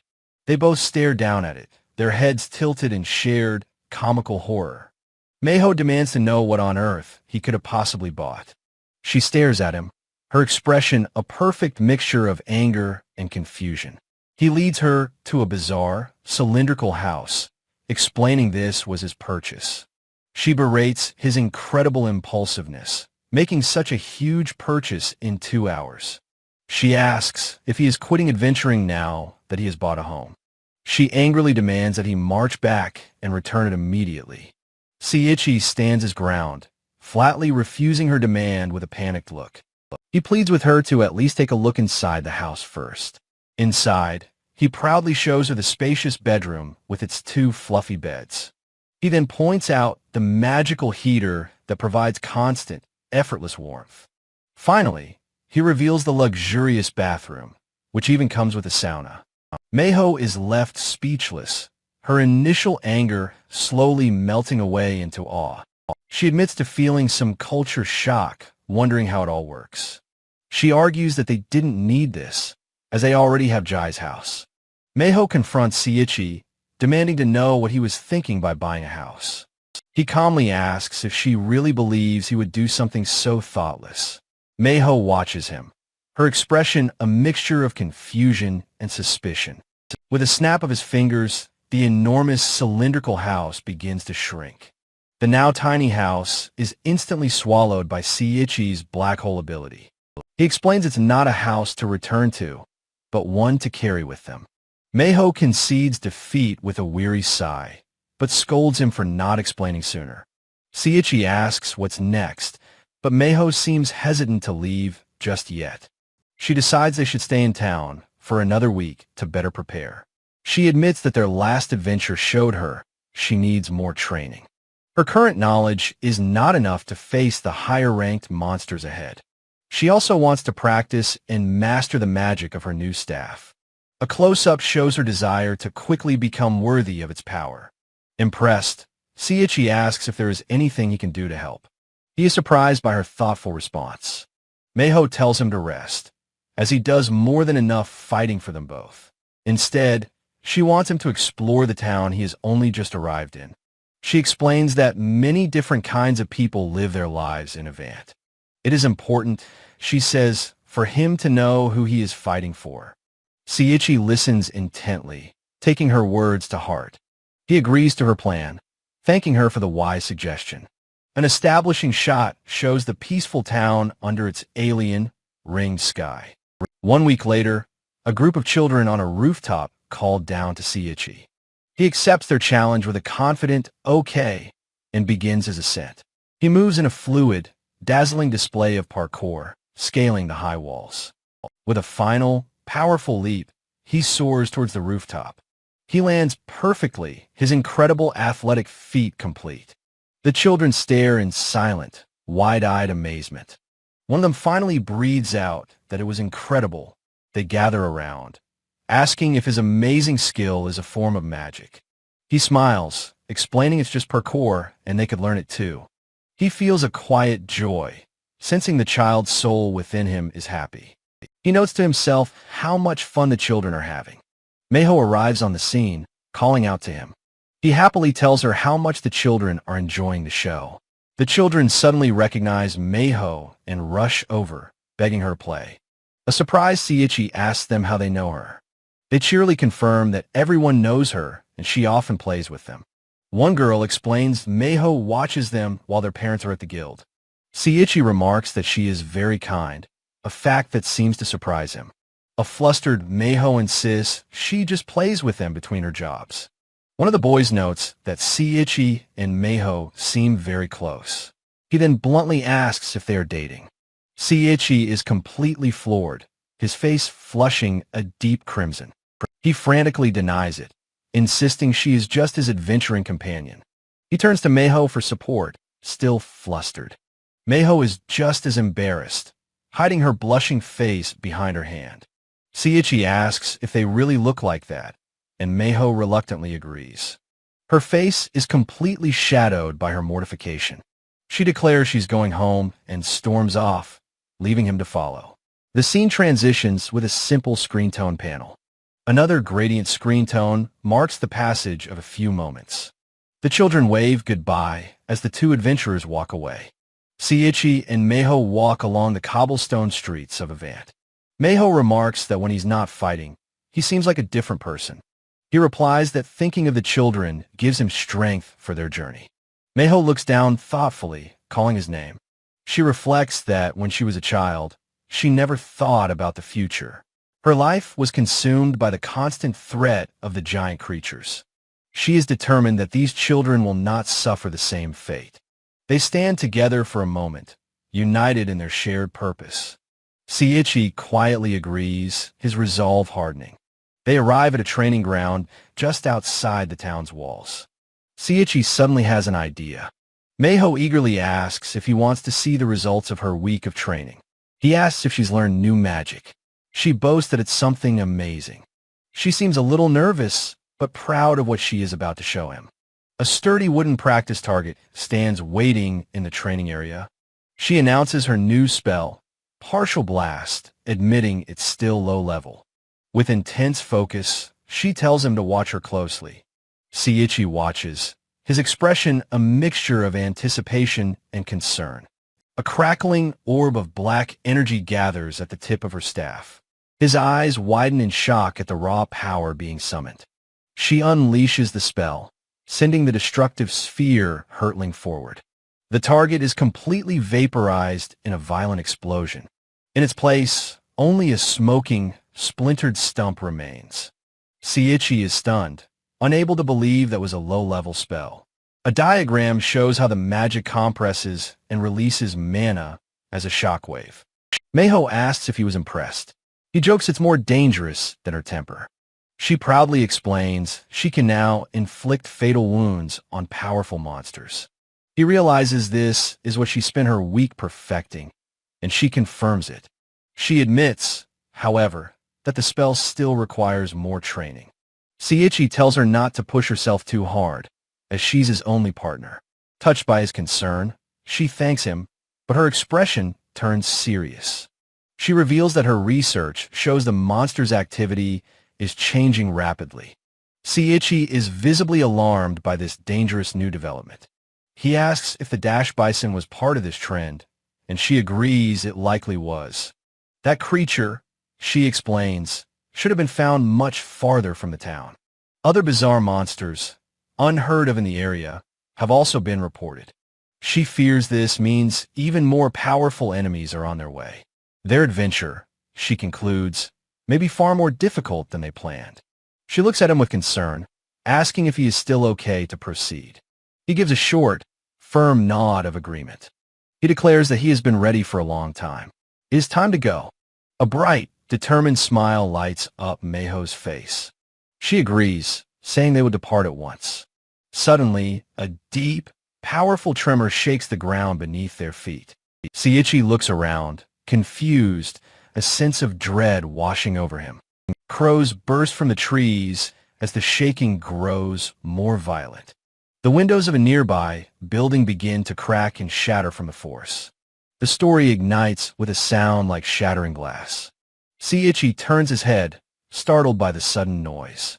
Meiho asks what's wrong, seeing the window behind him shake. She looks at the broken window, thinking it must be a strange coincidence. She doubts anyone in their weak guild could cause such damage. Suddenly, every window on the guild's upper floor violently explodes. Stunned, they realize this isn't the work of anyone from the guild. Outside, the town is in chaos as citizens flee burning buildings. A nearby structure collapses with a deafening, splintering crash. From above, the streets are a scene of utter pandemonium. Meiho whispers how horrible it is, as Seiichi demands to know what's happening. A terrifying thought crosses Meiho's mind. Could have arrived? A person lies trapped, their leg pinned beneath heavy, fallen rubble. Seiichi instinctively reaches out, his immediate impulse to help. Meiho tells him they can't wait for rescue and points him where to go. The scene shifts, plunging them into the heart of the destruction. Seiichi stands resolute amidst the burning ruins, ready to act. He helps a man, recalling he was just playing with his child. His eyes widen in alarm as he screams a desperate warning. A young boy lies fallen, directly beneath a collapsing section of roof. Seiichi moves in a blur of motion, a streak against the chaos. He dives, shielding the child with his own body from the debris. Holding up the rubble, he asks the terrified boy if he's all right. The boy, shaken but alive, stammers out a grateful thank you. A massive explosion from deeper in town rocks the very ground. Seiichi and the boy look up towards the source of the blast. Seiichi's face is a mask of pure, uncomprehending shock. His eye reflects the unimaginable horror that has appeared before him. A colossal, armored wing smashes through the rooftops with ease. The head of a monstrous dragon tears through a building like paper. The massive beast looms over the burning town, a living calamity. Seiichi and the boy are rendered speechless, uttering sounds of disbelief. He wonders what in the world this monstrous thing could possibly be. Its scale is immense, larger than any building or even a jumbo jet. The boy explains it was attacking from afar, unseen until now. Suddenly, the boy gasps, his eyes wide with a new terror. Seiichi cries out in alarm, his face contorted with sudden panic. The boy points a trembling finger, stammering about the dragon's tail. Seiichi follows his gaze, his expression filled with mounting dread. The dragon's long, serpentine tail whips through the air. A woman is thrown from a house as it is utterly obliterated. He watches, helpless, as she disappears in a cloud of dust. Meiho arrives on the scene, calling out Seiichi's name urgently. He calls back to her, his voice filled with shock and fear. He points, demanding to know what that monstrous creature is. Steeling herself, Meiho says she knows and tells him to follow her. They break into a desperate sprint through the ruined city streets. Seiichi wonders what she could possibly be planning against such a foe. She identifies it as a castle-class king dragon, a flying terror. She explains their town is completely unprepared for such a threat. Thick plumes of black smoke rise from the burning city skyline. Seiichi asks where they're even headed amidst all this chaos. He asks if they can get close, but she says it's impossible. He worries about the child, but she tells him to be careful. He asks what they could possibly do against such overwhelming power.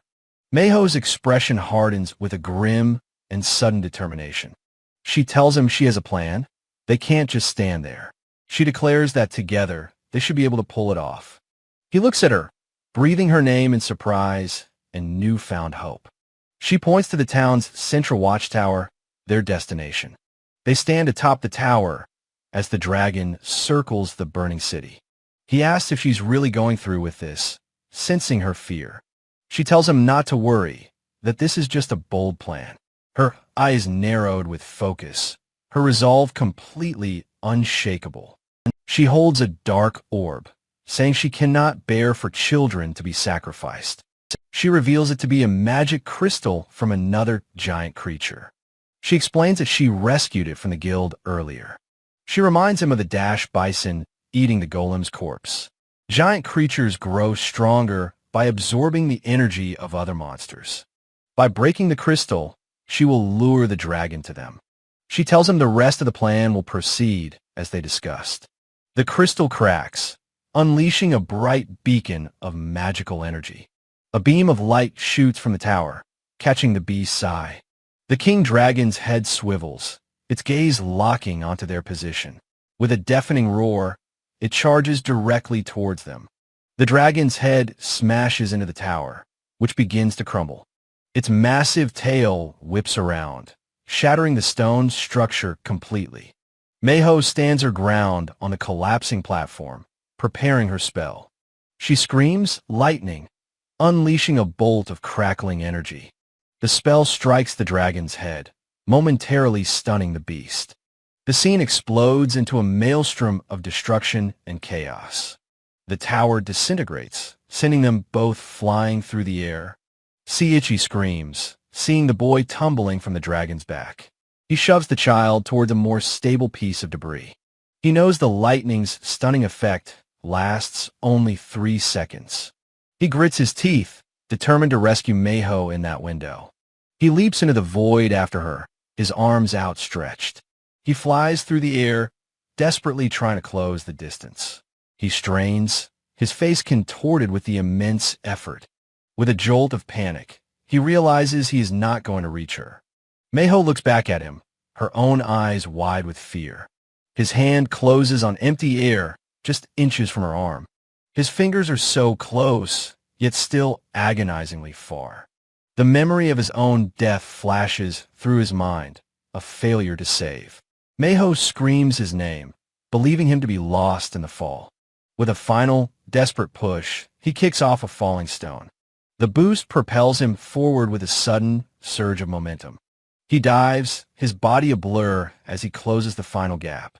With a roar, his hand finally catches hers, saving her.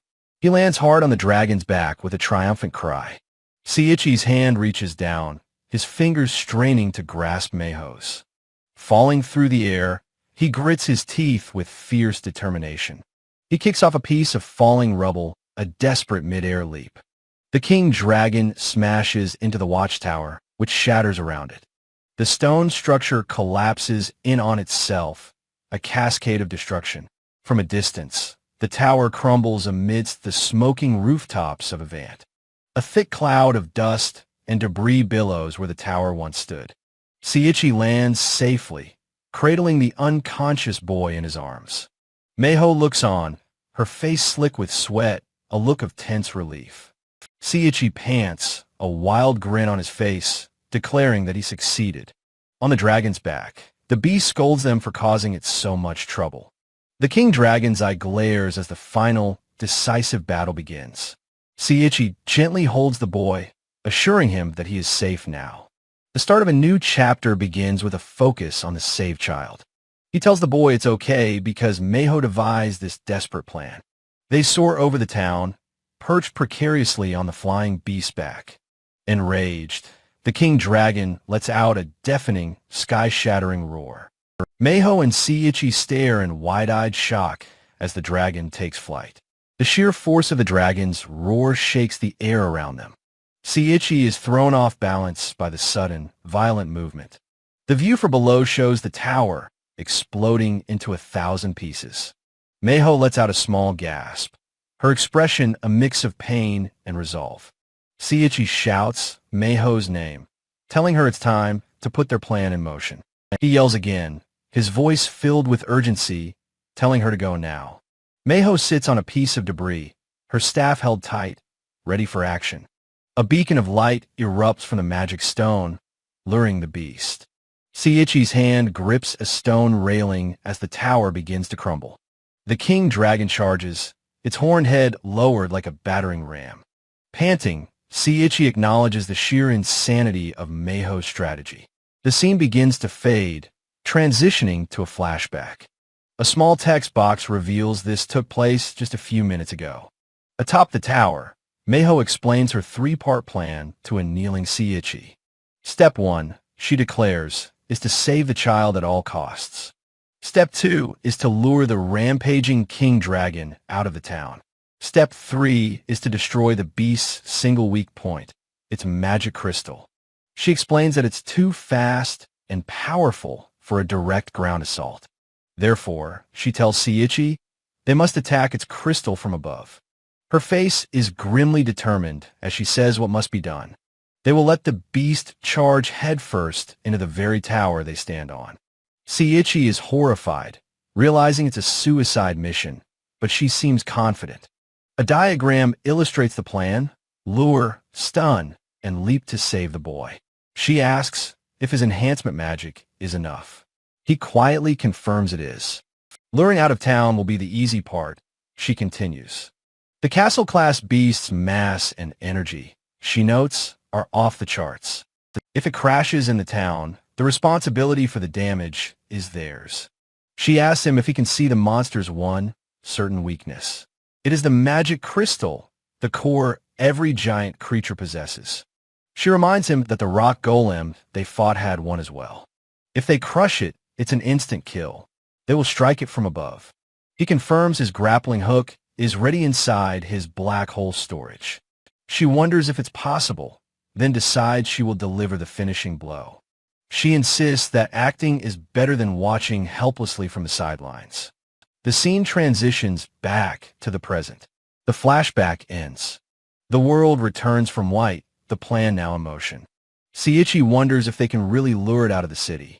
He worries the plan is too detailed, putting too much burden on him. But he realizes she wouldn't suggest it if she didn't trust him to succeed. A faint, determined smile touches his lips. He declares that this is the best, and he will answer her expectations. With newfound resolve, he turns to face the approaching King Dragon. He breaks into a sprint, a blur of motion across the rooftops. The massive dragon follows him, its body weaving between the buildings. He races across the tiled roofs, leading the great beast on a chaotic chase. Chapter 11 begins, the city itself now a part of the battlefield. The dragon's razor-sharp claws narrowly miss a rooftop. Seiichi makes a daring, gravity-defying leap between two buildings. He crashes through a window as Meiho cries out in alarm. Undeterred, he continues his sprint, debris flying in his wake. A massive chunk of a building falls from the sky towards him. He leaps off the falling rubble, using it as a dynamic stepping stone. With a heavy thud, he lands squarely on the dragon's broad, armored back. He finds his footing instantly, his body braced for the next move. He stands on a roof, watching the dragon now flying away from the city. The beast soars over the town walls, successfully lured into the open. All right, he thinks with satisfaction, it's out of the town. He summons his grappling hook and rope from his black hole. His hand closes firmly around the handle of the heavy iron hook. With a powerful cry, he hurls the grappling hook at the flying beast. The hook flies true, sinking deep into the dragon's thick, scaly hide. The rope snaps taut, straining against the creature's immense momentum. The dragon is pulled downwards, its flight path violently disrupted. The rope is anchored by one of his magical mid-air foothold platforms. He carefully places his foot onto the impossibly taut rope. With his arms outstretched for balance, he begins to walk the line. He admits to himself that he's never sprinted on a tightrope before. His eyes narrow. He tells the beast not to underestimate a tracer. He digs his boot into the rope, preparing to pull with all his might. He throws his entire body into the pull, straining every muscle. The massive king dragon is yanked from the sky, tumbling downwards. Under the incredible strain, the thick rope finally begins to snap. He is sent flying as the rope breaks, an utterance of surprise on his lips. He just manages to grab the broken end of the rope as he falls. The dragon roars in agony as it crashes into the ground below. His grip fails, and he is thrown from the rope, now in free fall. He lands hard on the dragon's body just as it hits the ground. The beast recovers, its massive head rising from the impact crater. Seiichi stares, realizing the fight is far from over. Meiho stands at the ready, her staff aimed, with Seiichi behind her. Her face contorted in a furious snarl. Meiho screams for the beast to die.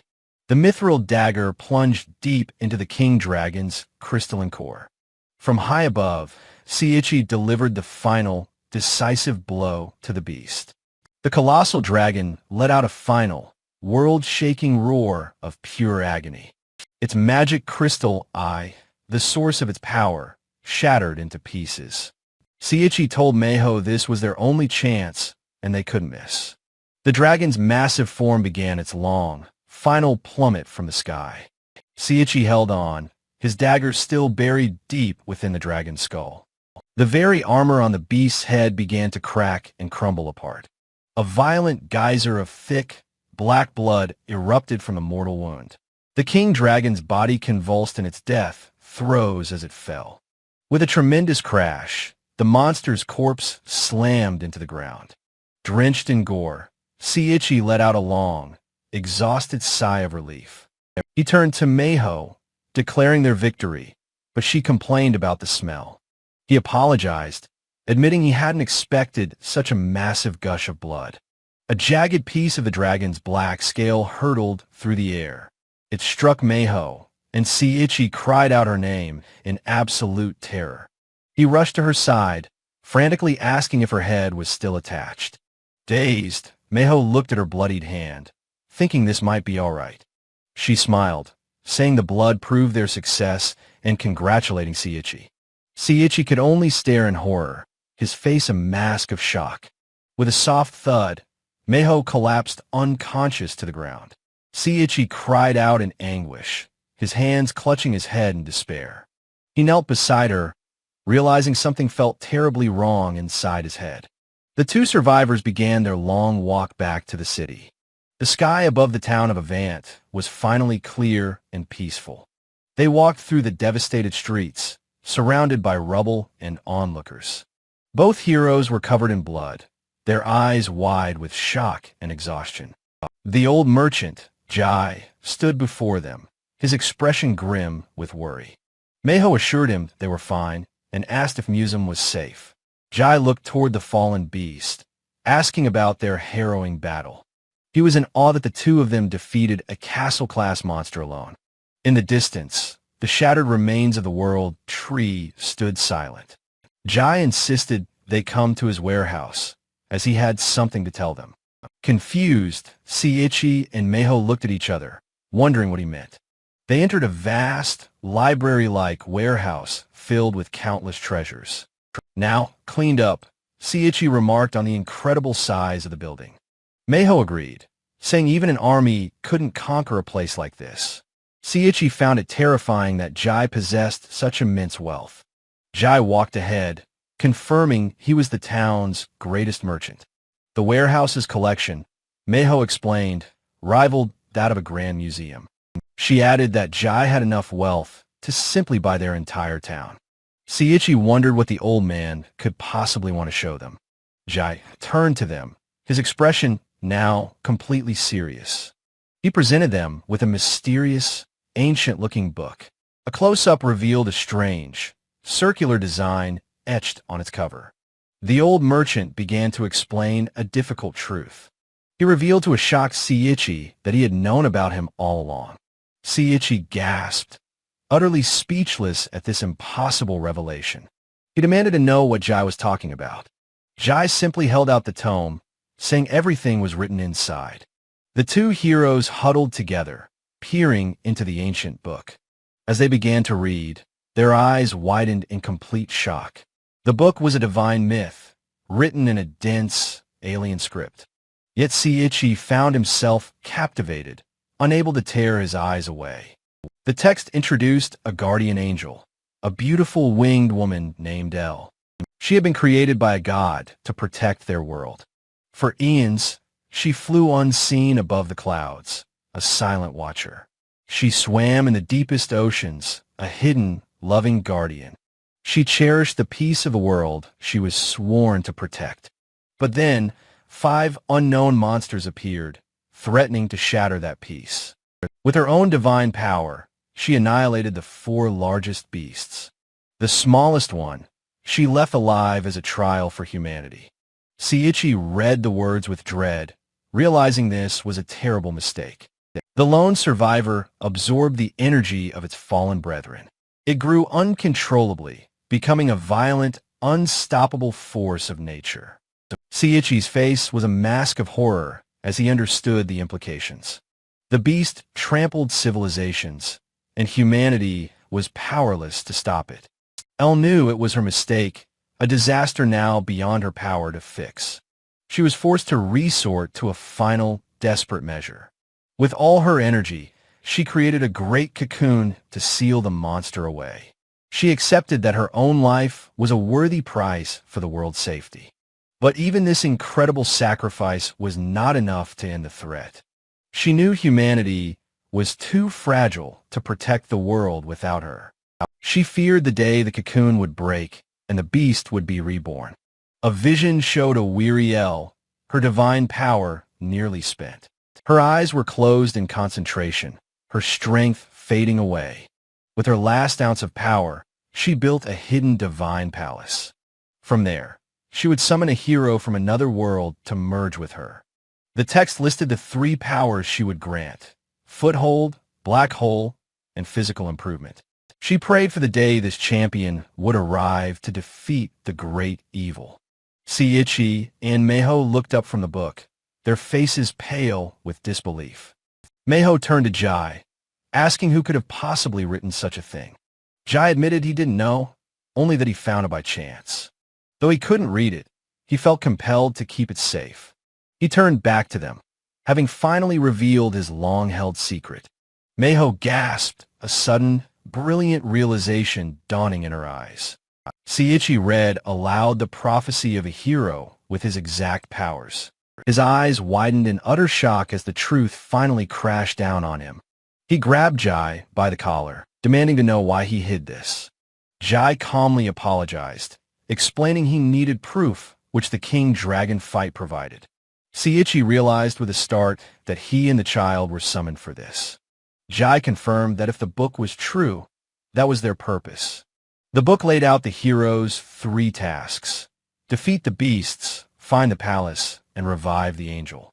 These 3 things, Jai declared, were the hero's ultimate role.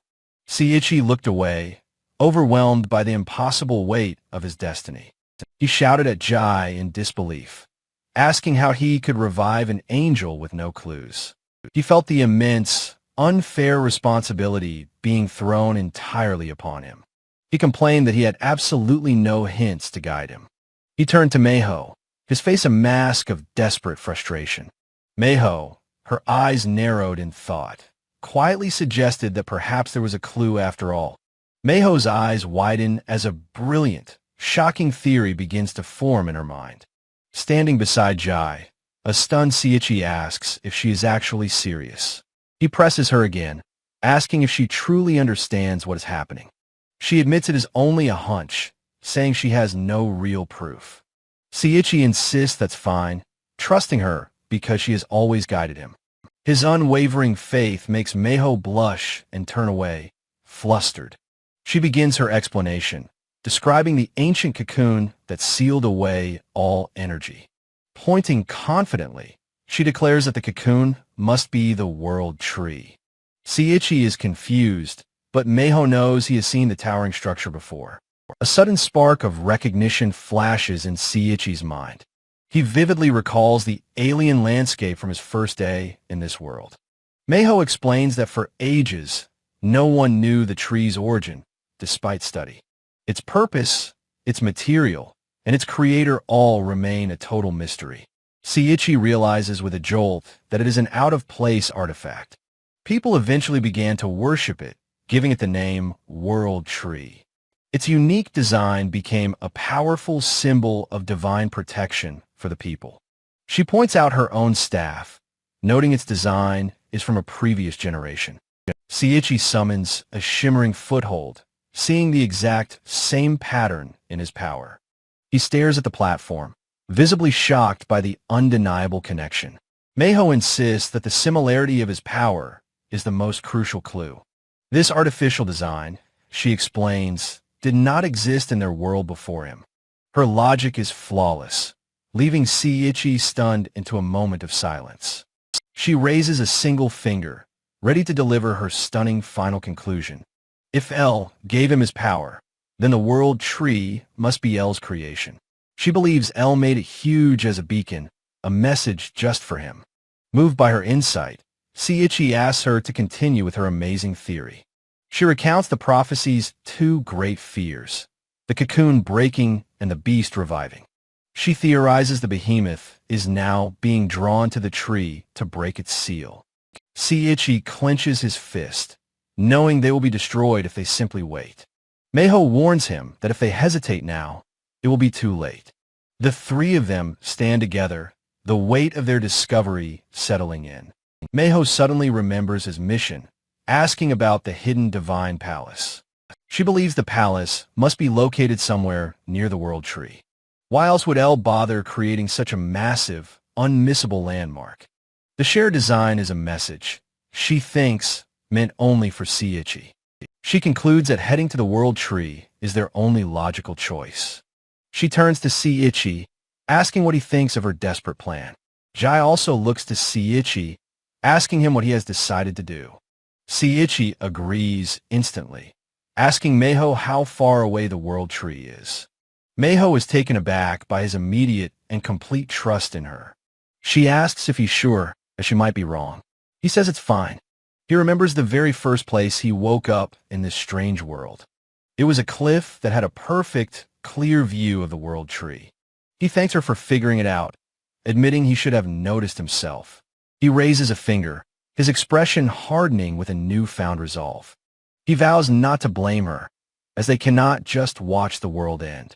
His passionate declaration leaves Meiho completely speechless and blushing. Her face is red as she turns away, overwhelmed by his intensity. From the doorway, she playfully asks if he is trying to comfort her. A deep, powerful tremor suddenly shakes the entire warehouse. They look towards the door, wondering what could be causing the disturbance. They race up the stairs together to get a look outside. Their faces are frozen in expressions of pure, unadulterated shock. Meiho gasps, her eyes wide with terror at the impossible sight. The World Tree now looms directly over the town, pulsing with dark energy. Standing in the street, they realize with horror that Meiho was right. She panics, saying it's happening too fast. Seiichi urges her to hurry. Meiho insists that it is impossible for them to reach it in time. She says it's a 3-day journey.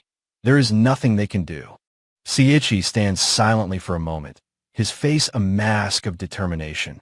He calmly opens the swirling, black void of his black hole skill. He tells Meiho to get inside, promising he can get her there today. She protests, asking what they can even do without a plan. He asks if she's truly okay with doing nothing, knowing she was right. He insists that as long as they act, they can figure something out. Meiho is stunned into silence by his absolute and unwavering conviction. With a soft whoosh, she is absorbed into the pocket dimension. Seiichi asks Jai to look after Museum, and the old man agrees. He promises to end the prophecy and the disaster once and for all. Jai watches him go, his expression a mixture of fear and hope. Seiichi's foot stomps down, preparing to launch himself into action. He explodes from the town, shattering the cobblestones with his incredible speed. He becomes a blur, racing across the untamed wilderness toward his goal. He leaps over a massive chasm in a single, gravity-defying bound. He arrives at a cliff overlooking the crumbling, apocalyptic scene. The Big Bang behemoth, the source of all evil, finally emerges. A narrator's voice considers that with Meiho, he might just win. But the voice also admits that victory is far from certain. Despite the overwhelming odds, Seiichi remains surprisingly calm and focused. He feels a sense of relief, finally having a clear and definite goal. He imagines a powerful monster, a symbol of the challenges ahead. He dodges a spray of black blood, a reminder of the danger. He reflects that he has become a top-tier adventurer through his efforts. He knows that if he loses this fight, the entire world is doomed. He crushes a tuft of grass under his boot, firming his resolve. He tells himself that losing is not an option. Of course it isn't. He stands before the shattered cocoon, declaring he must absolutely win. The 14th chapter begins, titled with the manga's name. He stands at the edge, deciding to take a look around first. He leaps from the cliff top, beginning his descent into the chaos. He lands gracefully on a tree branch, breaking his fall. He launches himself again, a blur of motion towards the cataclysm. A massive explosion of dust and debris erupts from ground. The Big Bang behemoth fully reveals its colossal, armored form. Seiichi looks on, whispering that the beast is unbelievably huge. He notes that a frontal attack is impossible. He must find a way. He summons a foothold, preparing to move. He leaps from the platform to get a better vantage point. He places his hand over the black hole portal on the ground. He calls out to Meiho as she emerges from the void. The colossal beast's sheer presence is overwhelming, a rank beyond all measure. Its terrifying power is so absolute that it feels strangely charismatic. Meiho's eyes widen in disbelief at the creature's next move. "See Ichi, look!" Meiho shouts, her voice filled with alarm. See Ichi can only watch, completely bewildered by the creature's action. With a mighty roar, the behemoth raises its colossal, stone-like fist. See Ichi wonders aloud what it's doing, why it's suddenly raising itself up. In a stunning act of self-violence, it smashes its fist into its chest. Two new, clawed arms gruesomely erupt from the shattered armor. Now, possessing four arms, the behemoth unleashes a terrifying roar. A look of pure, unadulterated horror spreads across Seiichi's face. He questions if its arms grew, realizing it is still regaining its strength. Its four colossal fists tense, ready to unleash a furious assault.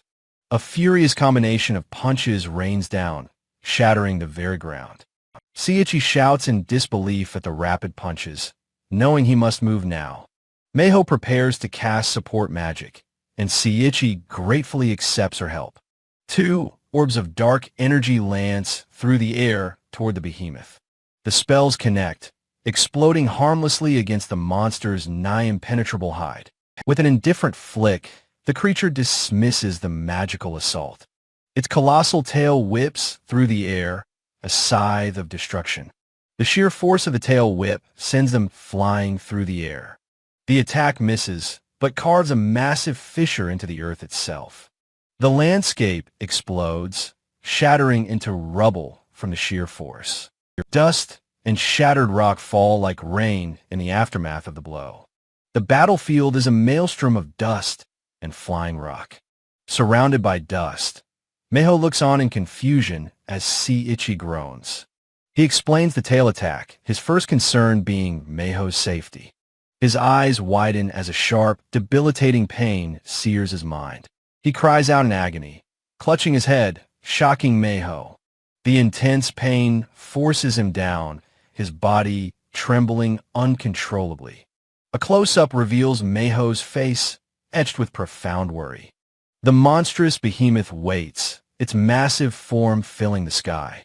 He looks up, his expression still a mixture of agony and shock. She realizes retreat is not an option and wonders what their next move is. She knows this is no time for the usually dependable Seiichi to falter. She grips her staff, deciding that if she must, she will fight alone. A close-up on her face shows her fear replaced by fierce determination. He gets to his feet, suddenly recalling a relevant fairy tale. She turns, her expression one of pure confusion at his strange words. She insists they must retreat, but he stops her, trying to explain. The chapter begins, hinting at a strategy of fighting a demon from within. He calmly states that a voice just told him to jump into its mouth. She furiously rejects the idea, but he says it's the only plan they have. His expression is firm, his resolve unshakable despite her doubts. "No," he says, "Meiho, you need to stay outside." She gasps.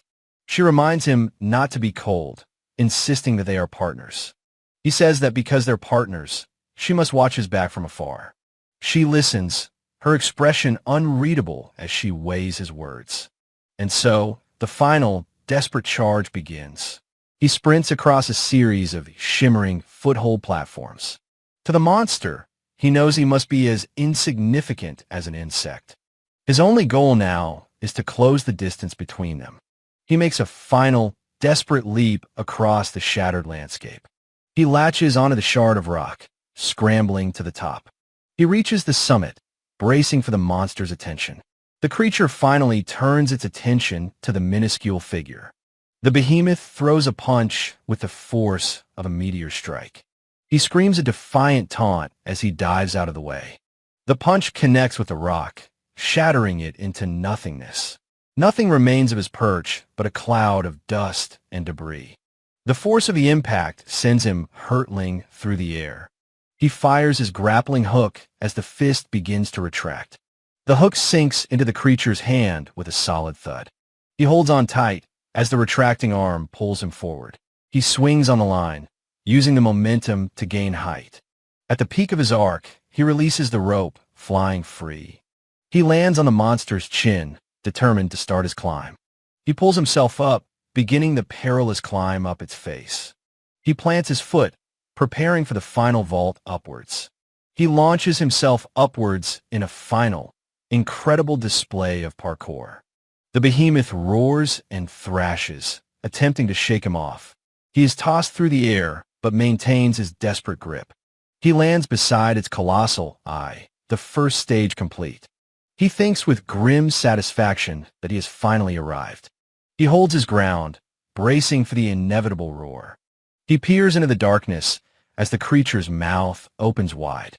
A deafening crack echoes as the creature's jaws open wide. The behemoth lets out a colossal roar, shaking the very heavens. The mouth is open, he realizes, the opportunity now clear. Meiho watches from afar, telling him to take his chance and jump. The open mouth is a gaping abyss, a tunnel into darkness. He gazes into the gullet, momentarily overwhelmed by the darkness. He doubts he can survive the jump into such an endless abyss. He steels his resolve, recalling that great evils are beaten from the inside. He braces himself on the edge, ready to make the final leap. He takes a final breath, his last moment in the outside world. He throws himself forward, diving head first into the abyss. He plummets into the darkness of the creature's gaping maw. As he falls, his expression is one of grim, unwavering resolve. His eye reflects the sheer, desperate intensity of his final gamble. As the jaws close, Meiho can only scream his name in terror. Her face is frozen in an expression of absolute, abject horror. He lands on a soft, wet surface in the absolute darkness. Drenched in sweat, he groans from the impact and foul air. He wonders if he's managed to clear the first hurdle of his plan. He cries out as a sharp, searing pain suddenly grips him. His arm bubbles and dissolves, consumed by the creature's acid. He stares at his melting arm, stammering in disbelief and pain. He questions his judgment, wondering if his desperate leap was a mistake. From her high vantage point, Meiho gazes out at a distant, lonely bridge. A look of dawning horror crosses Seiichi's face, sweat beading on his temple. He stumbles forward, beholding an impossible, glowing structure amidst the monstrous flesh. The divine palace stands defiantly, its familiar architecture a beacon in the gloom. He stares upward, his mouth agape in utter disbelief at the sight before him. He admits this wasn't a real plan. He just jumped in, half doubting himself. But a new resolve hardens his expression as he faces the impossible. He shouts in triumph, realizing he has finally found the legendary divine palace of El. He grimaces, clutching his arm as the corrosive digestive fluids continue their work. He wonders what lies ahead, following the kind voice that summoned him here. It's an unbelievable sight, but he knows he must push forward into the structure. His silhouette stands at the threshold of Chapter 16, a doorway to destiny. He looks up, startled, his eyes wide as a new presence makes itself known. A gentle voice echoes through the hall, welcoming him for finally making it here. He recognizes the voice as Elle's and receives her confirmation from the shadows. Elle's spirit explains her mission was to protect this world, but she failed alone. He shouts that he knows all that. He needs to know what to do now. He thrusts his dissolving arm forward, yelling that he can't fight much longer. Elle's voice urges him onward, telling him to hurry through the passage to the altar.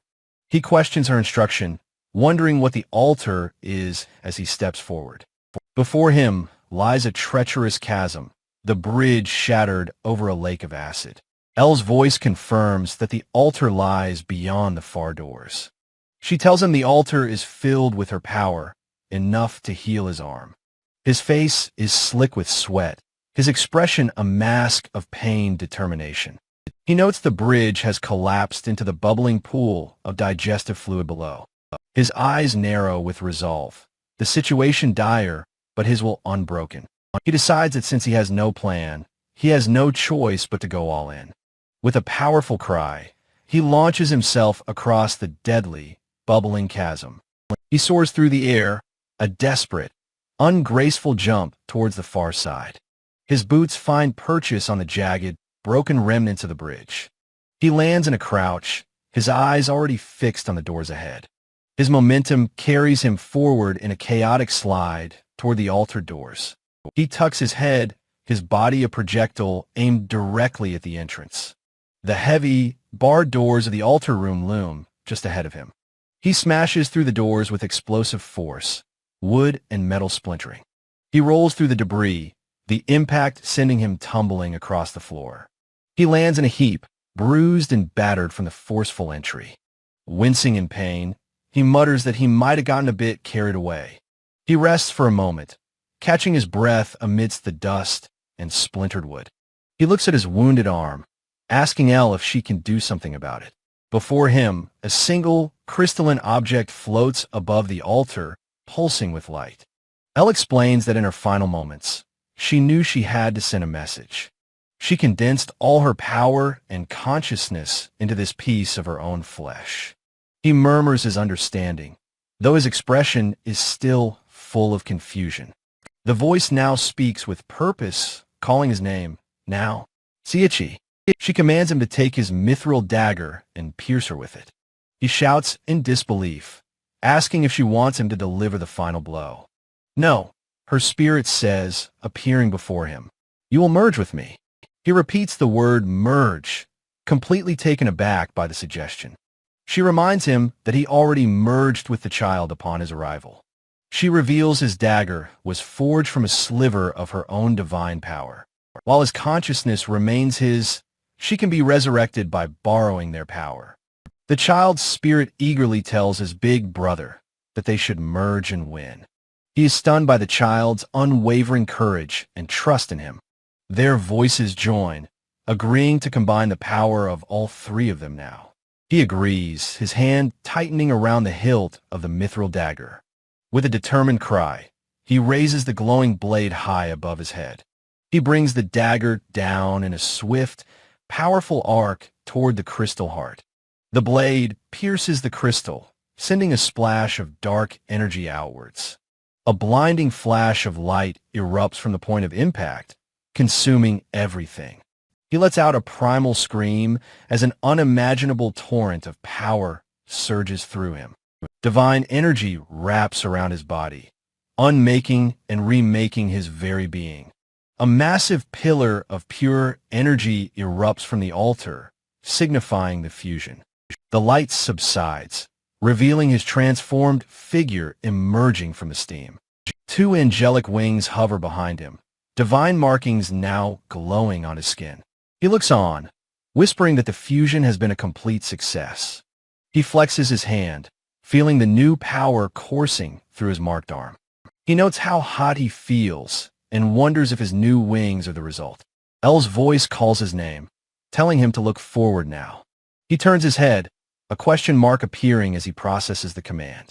He finds himself in a vast throne room, facing the contained behemoth. He looks at the strange, ornate throne, wondering what it is. Elle explains it's a catapult for launching power, prepared for this very moment. She tells him it will activate by pouring all of his life energy into it. He declares that the behemoth is no match for him now that they have merged. He places his hands on the activation panel, ready to unleash his full power. He screams with effort, pushing all his energy into the divine weapon. The catapult launches with incredible force, a spear of pure light and energy. The spear tears through the ethereal space, aimed at the heart of the beast. He resolves to pierce the beast's head from within and resist its power. He becomes one with the weapon, a living projectile of divine judgment. He strains, pushing the divine spear forward with all of his might. This is bad, he thinks, realizing the behemoth has sensed the attack. Outside, the behemoth's silhouette roars in rage as it feels the internal attack. It begins to furiously punch its own chest, trying to destroy the palace. From a distant cliff, Meho watches the monster's rampage in shock. The ground shatters beneath her, sending her tumbling from her perch.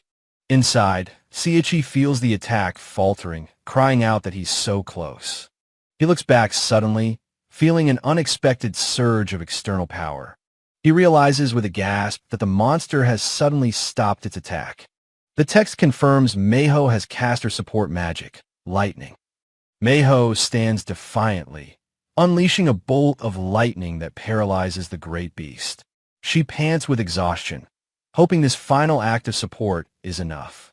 The momentary distraction gives him the opening he needs to push forward again. He gives the divine weapon one final, desperate shove with all his strength. He thanks Meiho, knowing he couldn't have won this fight on his own.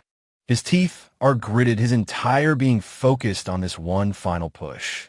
The spearhead begins to tear through the behemoth's inner flesh. The massive, glowing spearhead erupts violently from the behemoth's chest. The weapon is embedded deep in the monster's core, but the beast still stands. A geyser of black blood bursts from the gaping wound, signaling a mortal blow. It's no good, Seiichi thinks. The spear's momentum is not nearly enough to finish it. He despairs, wondering if there's still more he must do with his new wings. He realizes the final step. He must push the weapon in with his own hands. He faces the colossal beast, his despair turning into a grim determination. A wild, defiant grin spreads across his face as he accepts the challenge. He finds this interesting, declaring that just watching from the sidelines is boring. With a powerful burst of speed, he flies back towards the wounded behemoth. The divine spearhead fills his vision, his one and only target now. He slams into the hilt of the spear with a thunderous impact. He roars that this will be the final, decisive blow to end it all. His hands grip the massive weapon, channeling all of his newfound divine power. With a desperate battle cry, he shoves the weapon deeper into the beast. A geyser of thick, black blood erupts from the now deepening wound. The behemoth lets out a final, agonized roar as its life force drains. Its massive, armored body begins to crack and shatter under the immense strain. The beast's head falls limp as its life is finally extinguished by the blow. Meiho watches from afar, screaming his name and urging him to hurry. The spearhead is plunged deep into the monster's core, the blow finally fatal. The behemoth's colossal body collapses into a lifeless, shattered heap on the ground.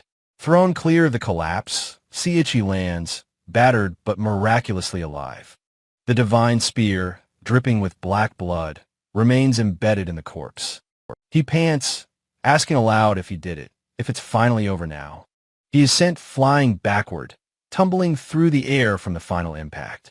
He crashes to the ground, his body completely and utterly spent from the fight. He wipes the sweat from his brow, gasping for breath after the ordeal. The child's voice celebrates their victory, and Seiichi tells him not to cry. He notices the wound and wonders how he is supposed to get out now. A single, horrified sound escapes his lips as he realizes the awful truth. A torrent of viscous black ooze gushes from the creature's gaping wound. The black liquid surges forward, a living tide of absolute malevolence. His eyes widen in terror as he whispers that this is incredibly bad. The wave of ooze consumes the battlefield, dissolving the monster's physical form. Across the desolate landscape, a lone voice cries out his name in the silence. Meiho watches from her perch, her face a mask of pure, unadulterated terror. Spattered with ooze, but alive, Seiichi calls out her name in return. They run desperately towards each other across the blighted, ruined landscape. He looks at her, his expression a mixture of shock and profound relief. She crashes into him, her arms wrapping around him in a desperate embrace. He holds her tightly, his own eyes wide with the shock of their survival. She buries her face in his shoulder, her body shaking with relieved sobs. He notes the blood on her, but she says she is already used to it. She confesses she thought, even if he won, she'd never see him again. Her hands tremble as she clings to him, the reality of his survival sinking in. He manages a weary but triumphant smile, reassuring her with his presence. They hold each other close, sharing a moment of peace amid the destruction. She asks in disbelief if they really accomplished their impossible goal. He agrees. He confirms their victory, his voice thick with emotion and exhaustion. She gets his attention, her expression turning to one of quiet awe. She remarks that the sky, somehow, looks different now, almost strange. The sky is brighter, filled with more hope than yesterday. It is beautiful. She thanks him sincerely, but he insists the victory was all thanks to her. A tender, charged silence hangs in the air between the two exhausted survivors. She reaches up, her thumb gently wiping a smear of black ooze from him. She leans forward and presses a soft, hesitant kiss to his surprised lips. They are both completely flustered, Seiichi stammering in shock at the kiss. She quickly apologizes, insisting that her sudden kiss meant nothing at all. He thinks to himself that this is a rather awkward, anticlimactic ending. They sit together, watching the dawn break over the ruins of the World Tree. 7 years later, an axe splits a log with a satisfying crack. An older Seiichi takes a breather, standing by the wood he has just chopped. A woman's voice calls his name, suggesting it's time to take a break. It is Meiho, her hair now long, a warm and loving smile on her face. He and Meiho are married now, living peacefully as the giant creatures calmed.